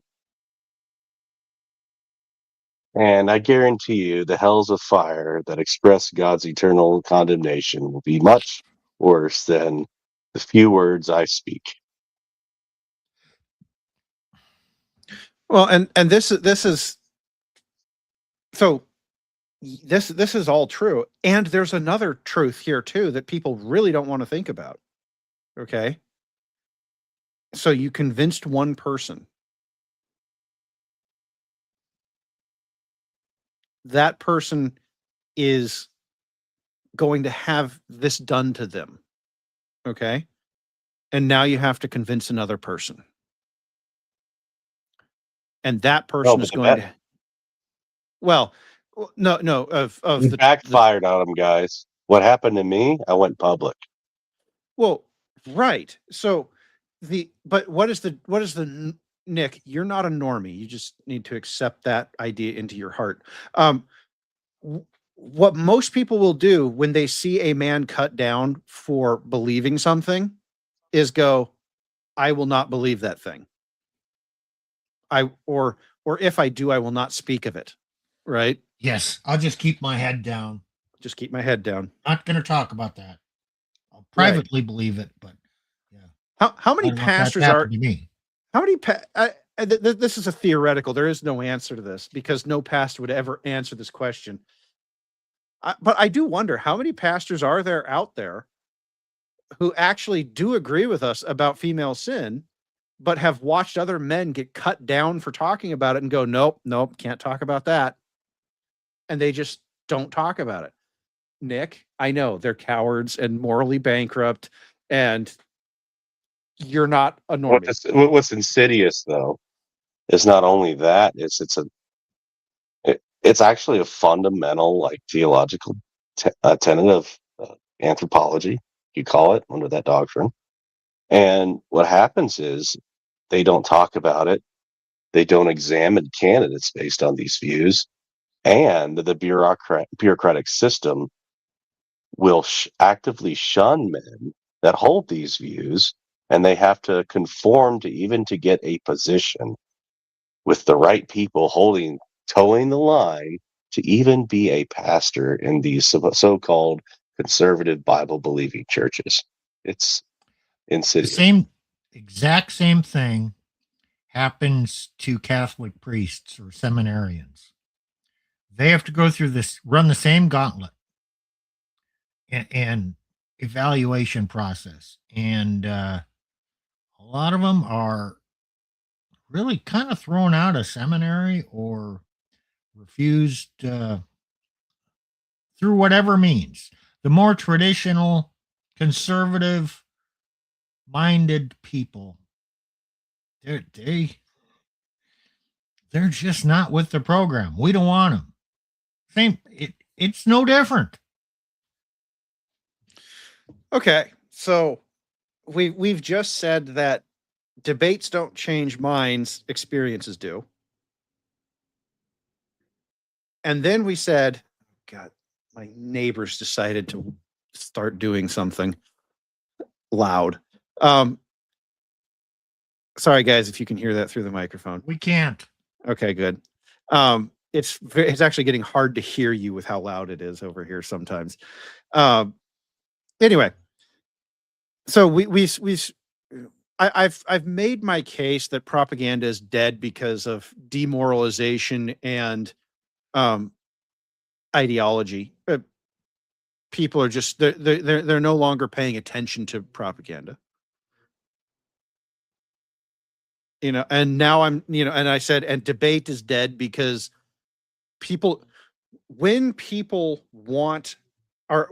ask you, what do I do with this information? They're not asking you because they genuinely want to change their mind. They're asking you to compare what you're asking them to do versus their existing ideology. Okay.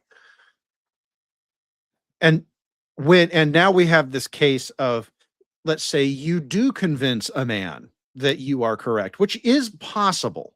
The through line of all this is not to say that it's not possible, it's to say that it's not useful. Because let's say you do make it through all of those other impediments to changing somebody's mind, and you change their mind. Well, that man now gets cut down, okay? Because you only changed one person's mind. So what is the answer here? Well, the one thing I can tell you for sure is the answer is not more debate, is not more propaganda.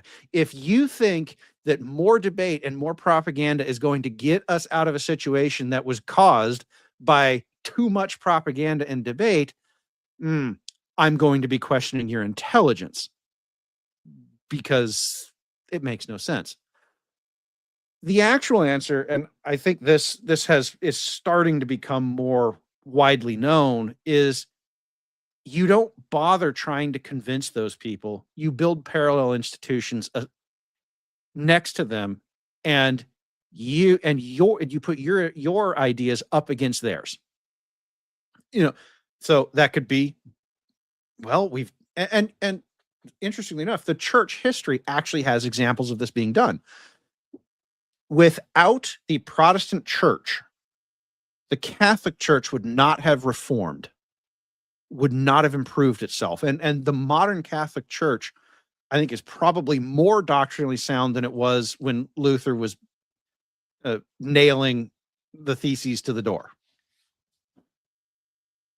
Well, you're going to get a big debate on that. Let's just say, Nick, the modern Catholic Church pre-Vatican II, and then you will get everybody in agreement there. Okay, fair enough. Now, I am not saying the Catholic Church does not have its problems. I'm not saying that. Okay.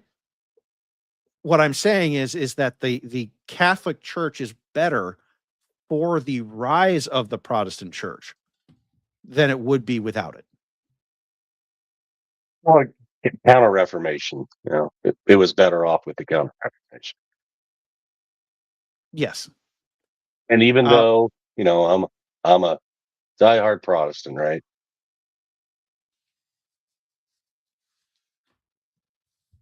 Right. I mean, I'm a Protestant too. Yeah, we beat up on Steve sometimes, Mr. Catholic down there, and it's all in good-natured fun.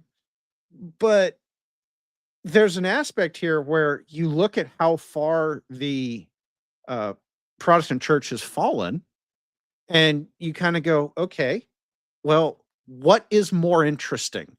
Trying to reform the Protestant church, or stand up a counter church to say, okay, guys, and I do mean guys, men, okay, men, you have the Protestant church over there. They are offering you egalitarianism and male concubinage and servitude to women. Or you can come over here with us, and we offer you dominant masculinity patriarchal hierarchy. And yeah, the women are going to have to be submissive if they want in. Guys, so unfortunately, this was my ordination sermon. This was the text, and you know, and God's providence, I lived it out. We need men like this. I'm still here, and it's 2 Samuel chapter 23, starting at verse 11. And after him was Shammah, the son of Agi, the Hararite, and the Philistines were gathered together in a troop, where a piece of ground full of lentils. And the people fled from the Philistines, but he stood in the midst of the ground and defended it, and slew the Philistines, and the Lord wrought a great victory.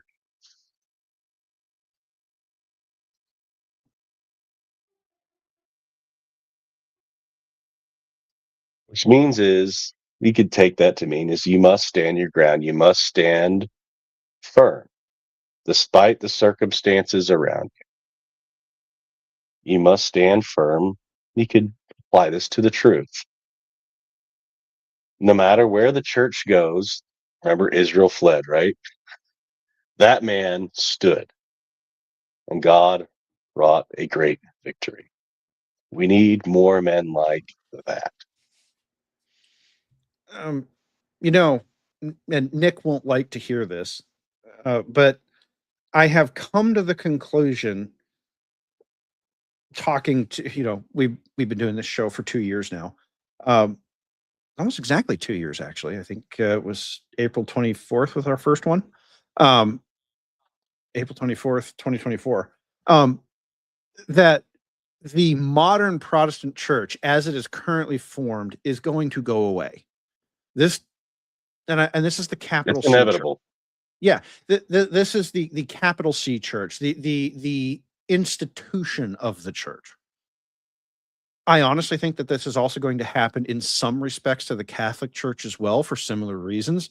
They have an enormous amount of inertia behind them that they're going to have to work through, and maybe they could get a pope who's not this current one, who has his head right. But they have options that the Protestant church does not, to get out of this. Already kind of happening. It's already kind of happening in the Catholic Church. Well, the you Catholic have this dissident group, the SSPX, who are clinging to the old ways, who are standing their ground. Now it's very controversial. They want to ordain some new bishops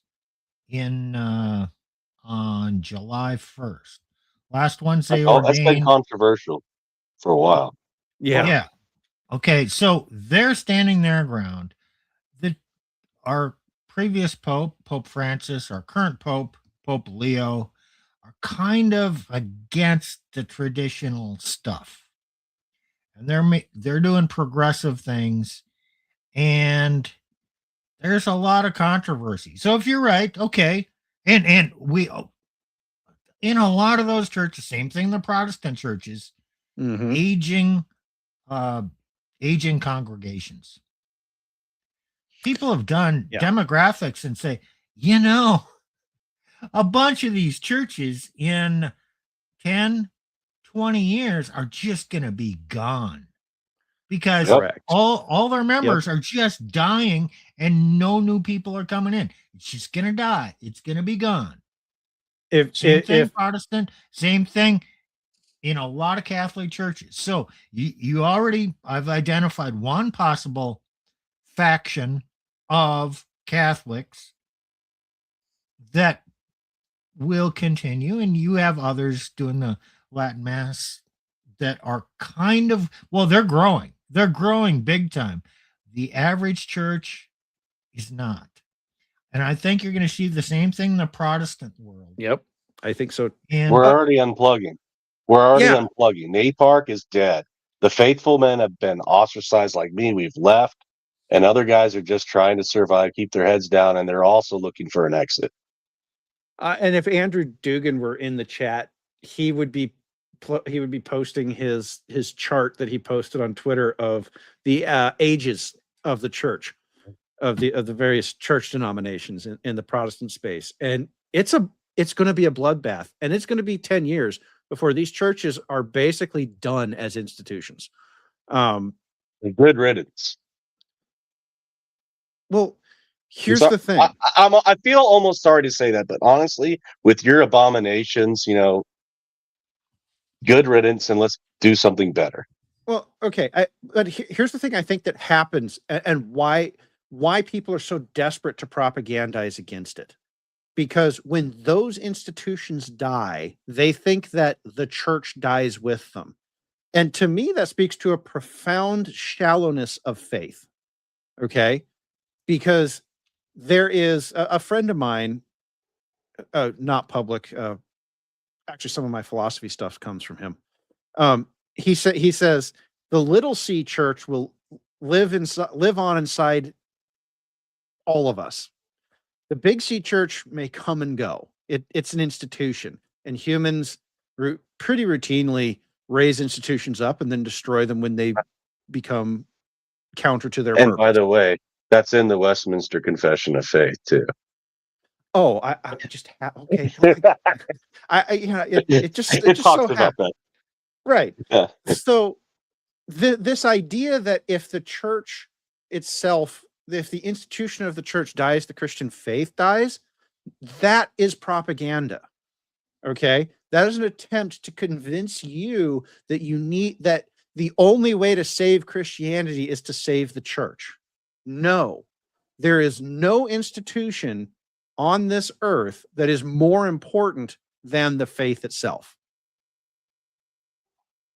Okay, so we made the Protestant church may go away.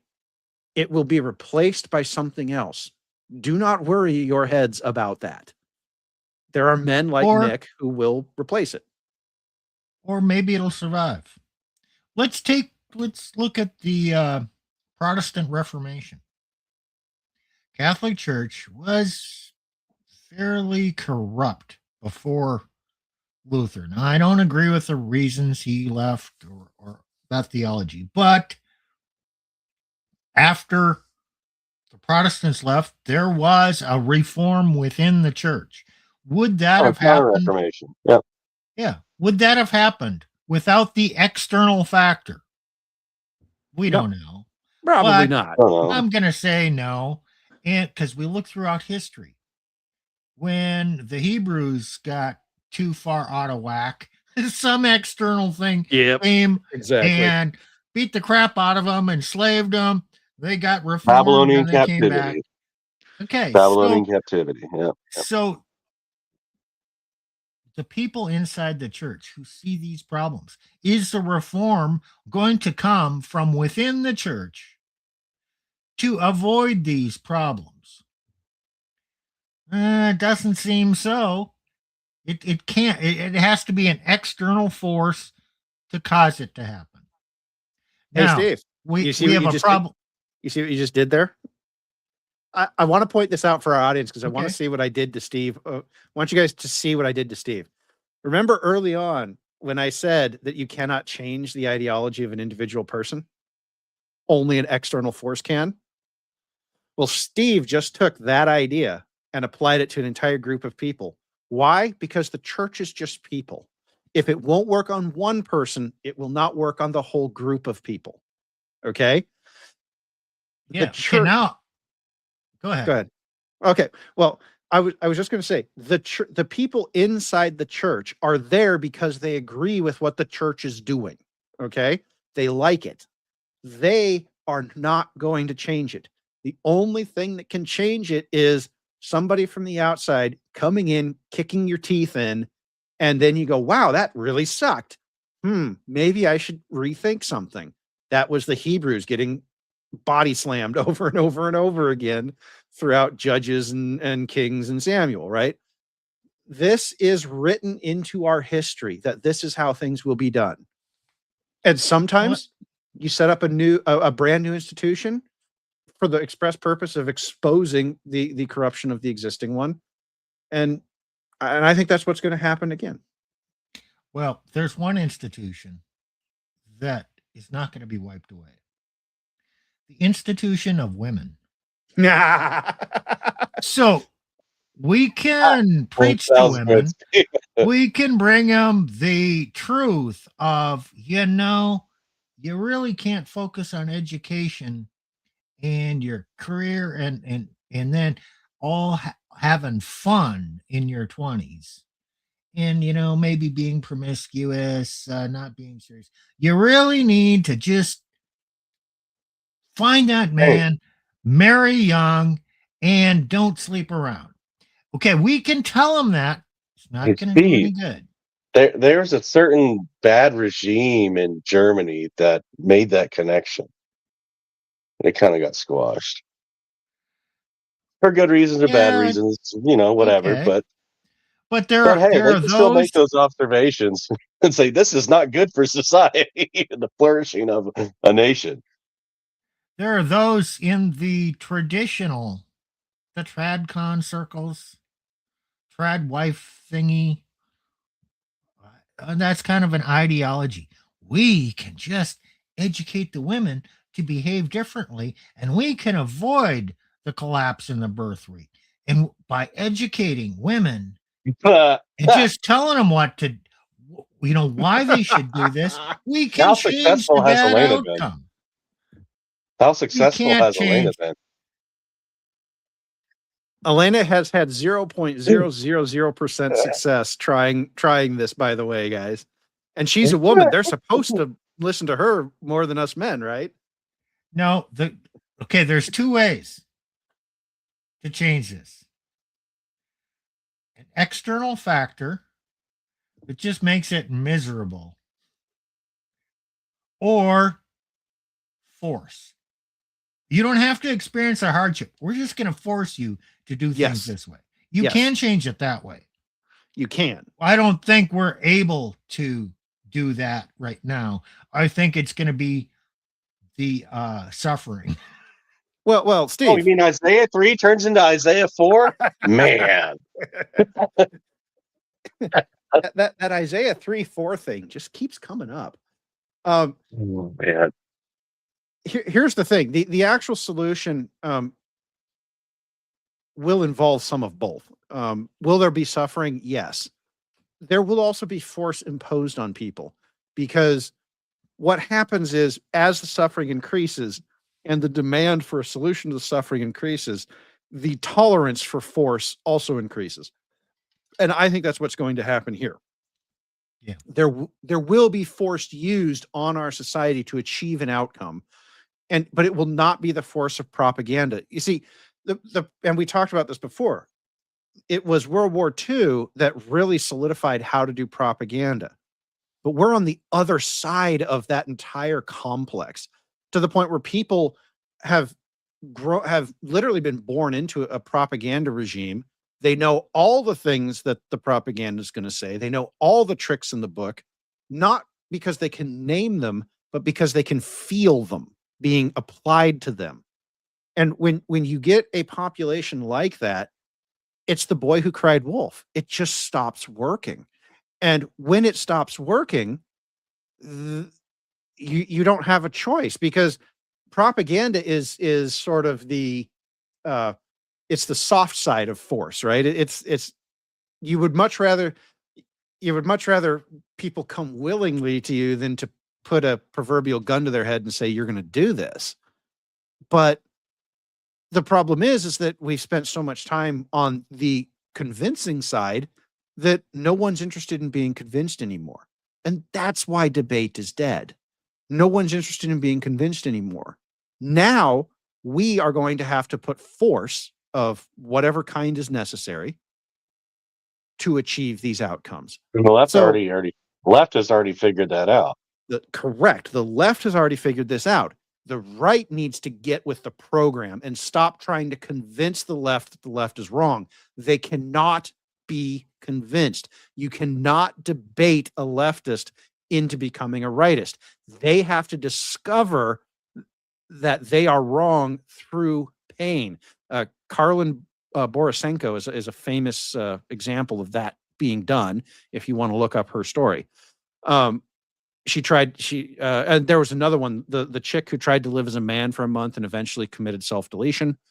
So there's that one. Okay, that's how these people will learn. They will not learn by you sweet talking them on Piers Morgan. Okay, Andrew Wilson goes on Piers Morgan and he debates the insane chicks there. Do you think any of those chicks have changed their mind on anything? And the men too. Do you think any of those men have changed their mind? No, they haven't. They'll be up next week, somebody promoting the exact same thing they were when Andrew was on. Debate is dead because nobody cares to be convinced anymore. So, Plutarch, are you saying that we can't come up with a perfect propaganda program to convince young women to practice chastity and get married young? Not possible. No, it is not possible. You cannot propagandize women against their nature. And to me, that whole thing, oh yeah, we'll just convince them. And we will convince them. No, you won't.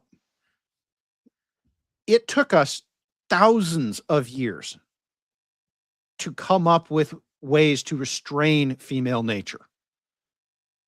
Thousands. The Bible spans some 5,000 years of human history. And all of it, all of the stuff that it deals with women is basically just comes to the conclusion of women need outside force applied to them. Period. End of discussion. That's pretty. The Bible says a lot of things about women, but all of it ends up being women need external force. 5 years ago, you would be hung from a lamppost if you said that. I may still be.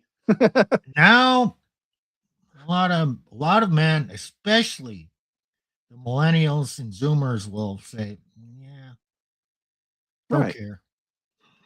Yeah, you're right, I guess, but I don't care. I kind of agree with you.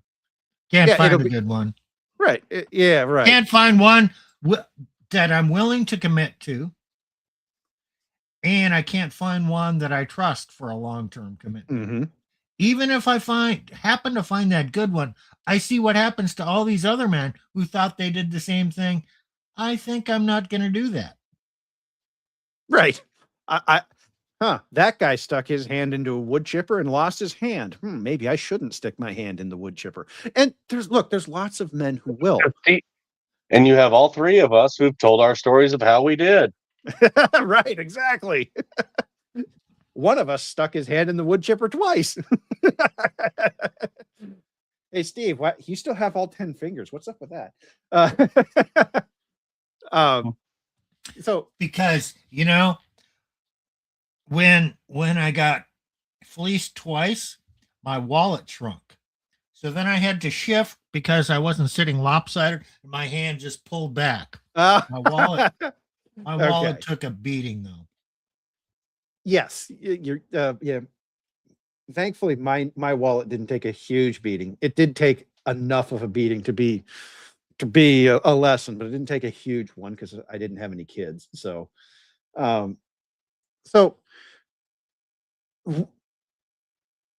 guess to kind of wrap up what I'm saying is you're not going to convince women to not be whores. All of human history is coming to the conclusion that you don't convince women to not be whores. You impose through outside male force on them not being hoes. Okay, that's the only answer. And anybody out there who's saying, "Oh, well, if we just show women examples of other women behaving well, then those women will see how great it is and they will follow." Some will, a few will. It will appear to work, but for every woman you bring onto your side, 1,000 more are lining up for OF. Okay. It just reminded me of a commercial. This is your brain. This is your brain on drugs. Yeah. Yep. I remember that. How well? And drug use just dropped dramatically after that. We don't even have a Mhm. problem with it now. No. Oh, Mm, the Fent would like to have a word with that commercial. And in fact, since those commercials, there's been a marked increase, not just in the number of drug related deaths, but the variety of drugs available by which to kill yourself with. Absolutely. People didn't change their behavior based on education Right. or propaganda, whatever there you is- want to call it. Right. There's a small a cohort of generally high IQ women who can, on the basis of education, change their views on life. Okay. But whenever you're relying on IQ to solve the problem, you're now saying, "Oh yeah, I'm limiting myself to winning less than 5% of the population." That's your ceiling. Right? That's as good as you're ever going to do. Well, you're not going to convince the other 95% of women to not be hoes if you've only got 5% and that's your limit. No, what you do is you impose order on those women. And that requires men be able to impose order on these women, which, because of the way the system is currently set up, will require an external factor for women to come in and beg men to impose order on them. Barnes Same. for dictator. Nah, Same kind of thing applies to men. true. And we're back to this IQ thing that we've talked about before. Okay, so this 5% figure, it's somewhere around 2 standard deviations above the mean. So the mean is 100 for the discussion points. 5% is about 125 IQ, 120, somewhere in there. Yeah, 125, 130, depending on how you do it. So 1 standard deviation is 115. 2 standard deviations is 130. And these are not, I'm speculating here. So is the number 130 IQ or is it 125? Well, it's up there in that range. And that range is in the neighborhood of 5%, 4%, Yeah, 6%. it's somewhere up I there. don't know. It's up We there. are not we're not quoting these numbers as absolutes. They're generally in that range. And so Correct. it's a small percentage of the population that can be swayed to think something else based on logic and reason because they need to operate on that basis on a daily. Well, they need to use that daily. Most people don't really think that deeply. And so, therefore, logical discussions won't have much of an impact on them. Correct. And so this and if your goal is to try to use essentially it's called social proof is what the right or the rightist or conservative propagandists are trying to do. They're trying to say, "Oh, well, we can improve the birth rate and improve the marriage rate and all of that if we can just convince women of their own accord by social proof of seeing all these other women out there behaving this way." And that will convince women, and it will convince some of them. But you can also see what it does to the other ones. Like, I've also seen, actually, this is a good comment by Shu here. I like this one. The smarter women are cashing in a little earlier, but their more enticing bait comes with a bigger trap. This is a good point for men because that woman with 120 IQ is going to do a much better job of destroying you in divorce court. Okay. My second wife, she had an IQ up there. Did she do unethical things? Yeah. Did she commit fraud against me? Arguably, yes. Theft? Yeah, kind of. Right. So I mean, she didn't get it overtly in court, but she really manipulated things. and so this is why we counsel men to be very careful with particularly tradcon women, because the smart ones will recognize that they can leverage this propaganda, which is to get a higher value man that they can then decide later to destroy, because the propaganda has not changed has not put any it does not put any restraint on female behavior. At the end of the day, the problem is a lack of restraint on female behavior, and you cannot propagandize restraint. You can only propagandize avarice. Okay, there's no way to make people want to restrain themselves. It's not possible. There's no propaganda tool for that. None. So let me say this: the tradcon, the trad wives are absolutely higher intelligent. They are the more intelligent women. Yes. How do I know that? Because they saw the way things are going among other women. They opted out before it was really popular to do so, to come up with an exit strategy.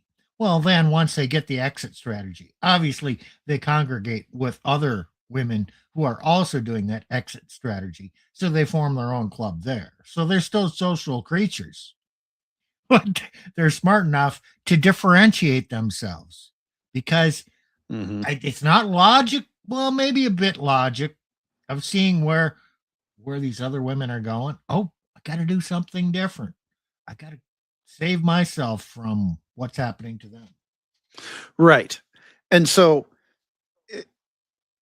to my mind, this idea that you're going to propagandize women to going back to the 1950s by putting up TikToks of women, prancing around in 1950s style dresses and cooking for their man. I have no problem if a woman wants to cook for her man, but you have to understand that you are not convincing women to restrain themselves, because there is no restraint placed on them. What you are doing is providing a guidebook for the intelligence segment of women to come in, scoop up good, higher value men to destroy later. And we were talking to I think it was Dr. David Edgington. But if you talk to anybody in the divorce space, they will tell you that the worst divorces are from the stay-at-home mothers, the stay-at-home wives. Yeah. Yes. And what do these what does this trad wife propaganda promote? Stay-at-home wives. Okay? These women will destroy you way worse than a pinko liberal woman working a job. Okay? So what this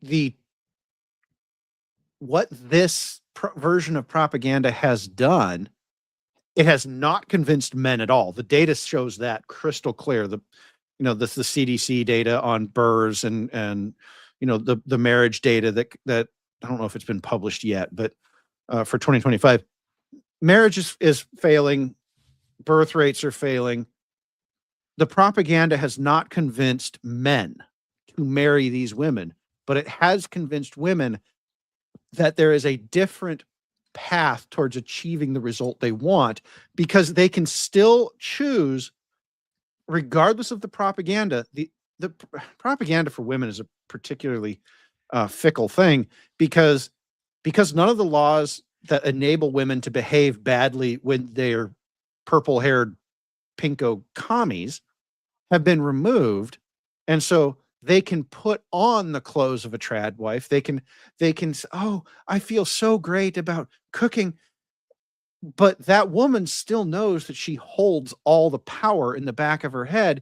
And so when she decides, or actually, I'm not, it's not really, when he loses access to the resources that she's grifting up, she can decide to leave him.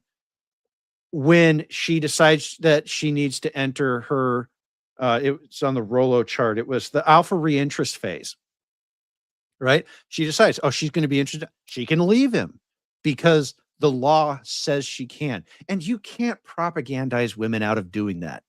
You can only take away their ability to do it. And that's a force thing. And that's an external force thing. There's no amount of propaganda that's going to convince women to give up that kind of power. Good God, are you insane? They're never going to give that up. It's not a conscious thing on their behalf. Yes. Ability correct. to make up their mind. Whatever they feel at the moment is what is right. So a trad wife will say, I would never do that. And I see all this destruction that other women do. That's not me. And then her feelings change. Mm-hmm. And then she's not happy. And then she has to do it. Correct. And so then she rationalizes this bad thing that her husband does. And she searches her memory. What were the other things? So she'll bring forward everything that happened over the past 5, 10, 15, 20 years. Package it all up as if it all happened at once, and it means this. Therefore, he cheated on me. Oh, yeah, there was a strange call from a woman who wanted to talk to him. Oh, yeah. Oh, she was a prior intern at where he worked. Oh, yeah, see? Or I saw, he looked at prawn. Oh, yes. Oh, you know what? He admitted to going to a strip club. Yes, I know. He's such a sinful bad man. She packages this all up. This trad woman who said she'd never do it. And then all of a sudden, she contrives some story, believes it in her mind to justify it. And then that enables her to do the most egregious, horrendous things because, after all, he deserves it. Women do not premeditate years in advance to do this. Most of them don't. A handful do. Absolutely most of them don't. But given the opportunity, they behave according to their own nature. Correct. And the only way to prevent them from behaving according to their nature is to force them to not behave according to their nature. And this applies to men too. But in men, we have hierarchies that enforce the codes of behavioral conduct. Okay. So in many ways, men benefit from that hierarchy in that we don't have to suffer the sort of fickleness of women in that regard. So, this is one of those things that I'm just like, propaganda is dead. I mean, you could say propaganda is dead and women killed it, but propaganda works perfectly on women, which also means, but it only works if you tell women what they want to hear, right? And so, but see, that's like pastors. Hi, Nick. Right. Propaganda only works if you're telling somebody what they want to hear already, what their ideology agrees with. And so the more hardened ideologies get, the less effective propaganda and debate becomes. And so, for every woman that you bring over to the trad wife side, first you have to accept that most of whom you're bringing over are just high IQ snakes who are looking for a better life and have no interest in actually following what you say, what you want them to do. Because for that person, it's not about the ideology of it all. They will happily wrap themselves in the ideology for the adoration that your propaganda gives them. Okay. Viewers. Yeah, exactly. But this is not changing their mind. This is literally just leveraging what they already want and what their ideology already says they should do. But you haven't actually convinced them or changed their mind or brought them to God, so to speak. So, propaganda is dead. Debate is dead. The future is force. Long live the king.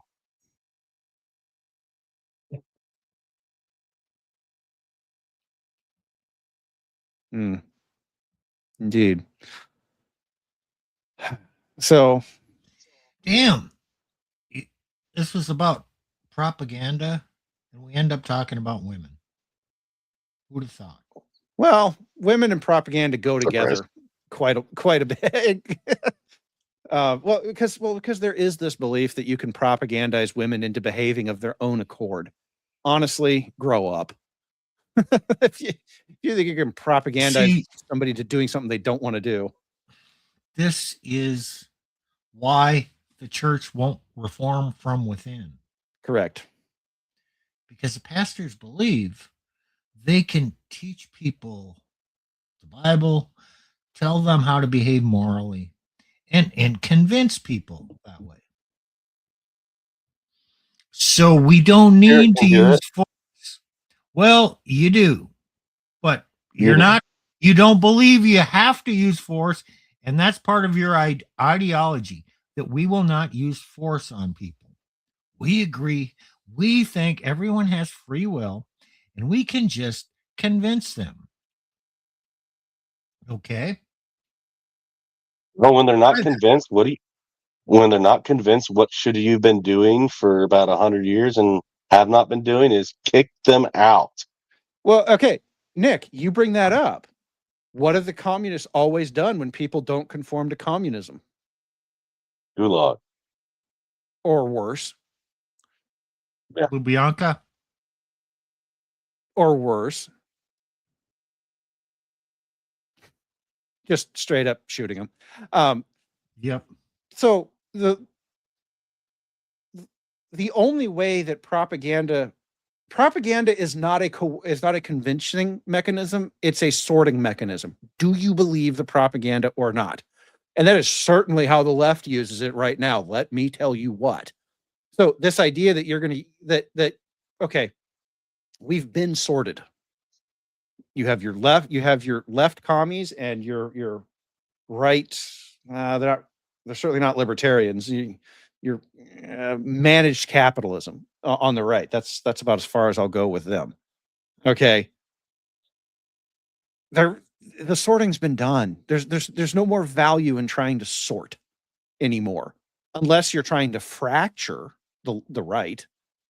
And that is why the left is constantly bringing up the moral failures of the right, so that no, I don't think we should, that's bad. We should all not do. No. Stop trying to convince people that you're right. Assert that you are correct and move on. That's what the left does, for one. And two, that's what people actually need. They don't want it, but they need somebody to tell them what to do. Not tell them why, not try to convince them that the right is better than the left. They need somebody to tell them what to do. They do need somebody to provide them with a moral justification as to why that is the right thing to do. I view that as the job of people like Pastor Nick, Pastor Joel Webben. I'm sure those of you in our chat could list other names of pastors who will do those sorts of things. Your job is the job of those people is to provide the moral foundation for these people to build, to act on. But for the most part, people don't want to be convinced. They just want to know what you want them to do. And they will decide whether or not to do that on the basis of their own ideology. And you're not going to convince them. Hey, Andrew, I see you there in the chat. This is actually a pretty good comment, because it's pretty close to what propaganda is actually used for. Right. Debate and propaganda are only needed if you're trying to manufacture the consent of the governed. Right. We're not talking about consent of the governed here anymore. There's a guy on Twitter. You guys have probably seen him. Goes by the name Christian Haynes, and he's actually talked a lot about this. He has, like me, reached the point of I am not interested in trying to convince other people I'm right. We are right. I know we are right. We know we are right.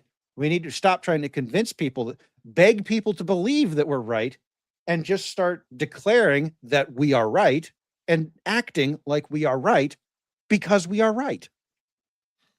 And Nick has all the moral arguments for why we are right. Lord knows we've made them on this channel many times.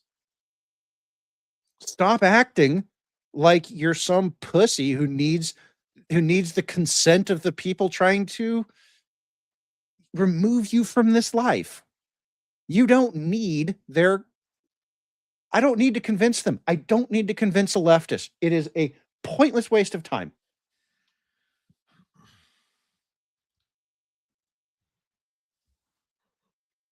Don't bother with it. There is no value there, because for everyone you convince, they get cut down and 1,000 more grow in their place. Oh, I just thought of something so funny I have to share it. Go for it. Plutarch absolutely believes this. And he lives it on an almost daily basis. he realizes that it's almost pointless trying to convince his wife. So he just says no. Oh, she hates it. Guys, she does not like it. She does not like it when I tell her no. And she fights me on it sometimes too. Oh, we've had some knockdown dragouts over my nose. She comes around, though. She comes around.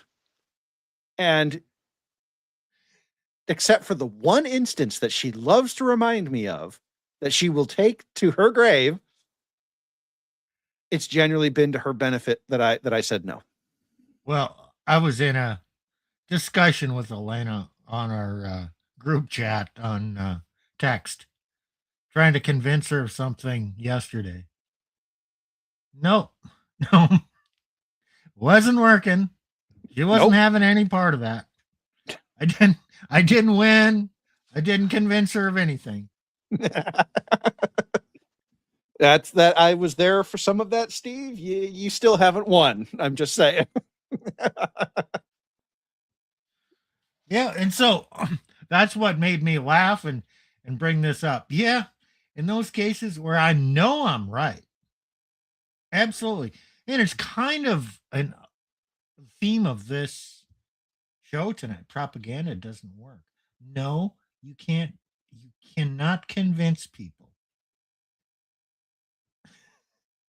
So, and I tried to convince her, it didn't work. I'd resort to just saying, no, I'm right. Move on. I think that's what Plutarch does. And it's not a bad thing.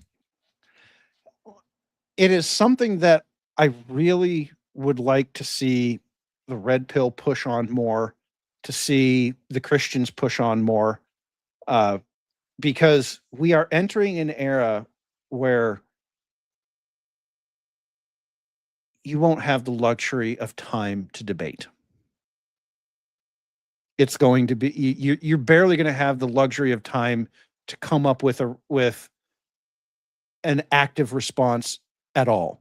And it's going to be, you problem, go. You problem, go. And you can see that, and you guys feel it out there, with the increasing volatility of, well, everything. You don't have enormous amounts of time to come up with the perfect argument to convince the entire world. You're not going to. So give up on this idea that you can convince your enemies to love you. You cannot. Give up on this idea that you're going to convince women to not be women. Which, wow, I just said that, and That's the problem with the right and the tradcon view of women. The tradcons think that they can convince women to not be women. The left says, well, you decide you're not a woman and we will support you. The right, its variation is, well, if we could just convince them to not behave like women, by women I mean raw female nature here, then everything will be good. No. Female nature, structure, order, and force were imposed on female nature throughout the entire history of that we are aware of for human history. Okay. There is no version of this where you are going to come up with the perfect argument to convince a woman to not behave like a woman. Operate on that anyways. True. Mm. So stop trying. Just like what the right is doing is sort of the cucked version of what the left does. Oh, well, women, come over here. We'll just convince, see, if you just behave this way, you'll get all these things. No. No. It's just the cucked version of the left. It's as successful as a tent revival meeting.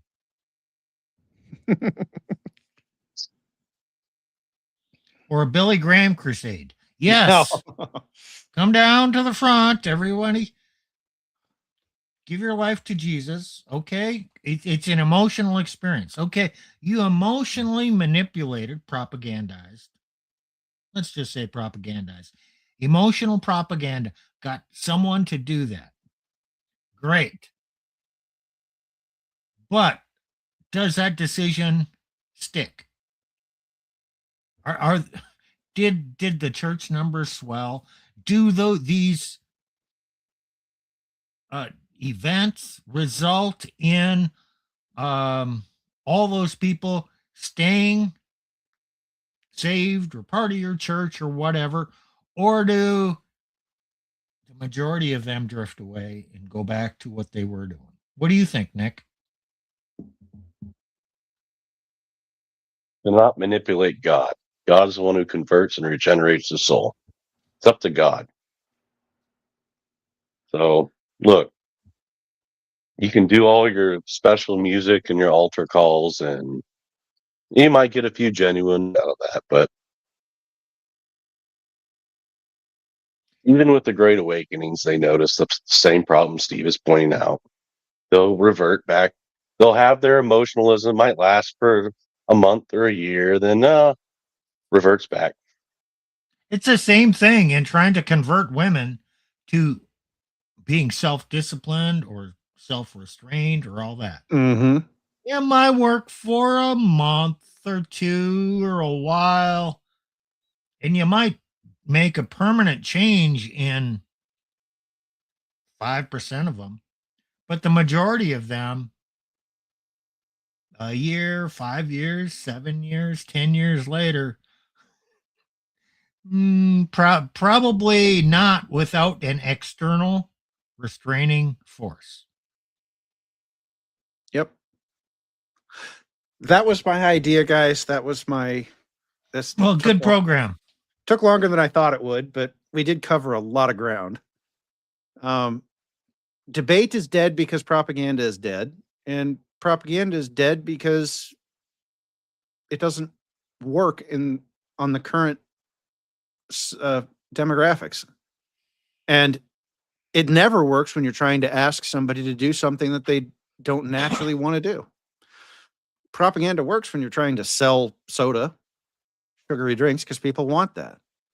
Propaganda worked for feminism because the propaganda was to increase the access of raw female nature to power. You cannot use propaganda to convince women to do something that they don't naturally want to do. You cannot use propaganda to convince a man to kill himself.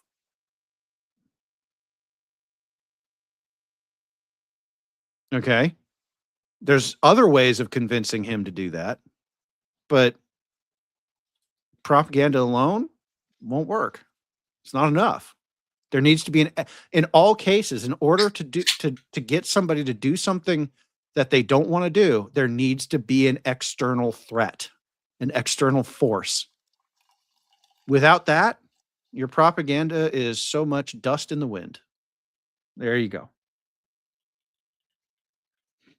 Anything else, guys? Any last words? Nope. All right, then. Well, who knows what we've got for next week? I have no idea. I think, Steve, you would be next on the list, but because Nick did the last two.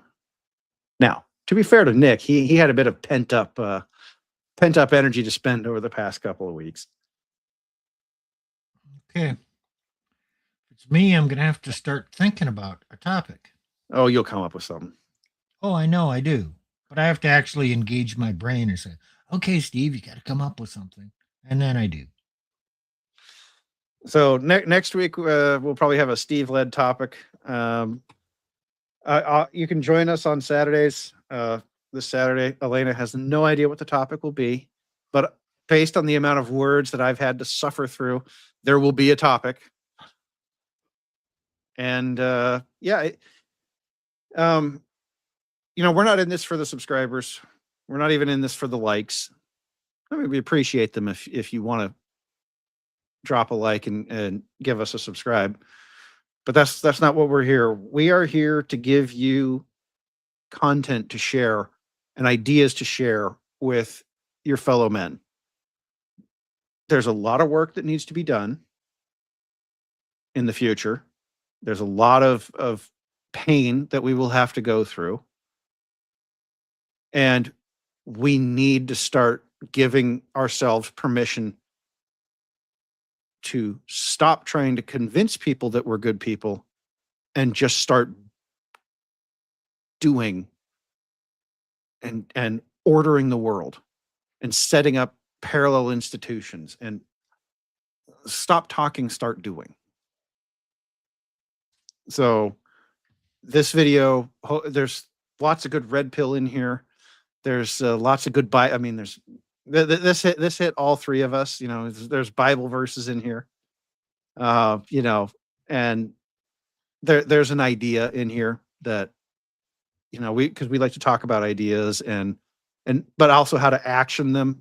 So the action here is pretty easy. Stop trying to convince women to not be women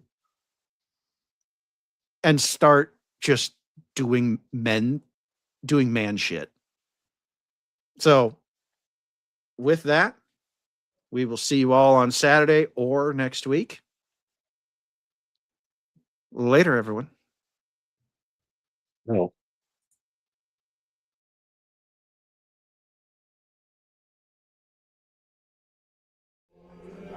There was a firefight!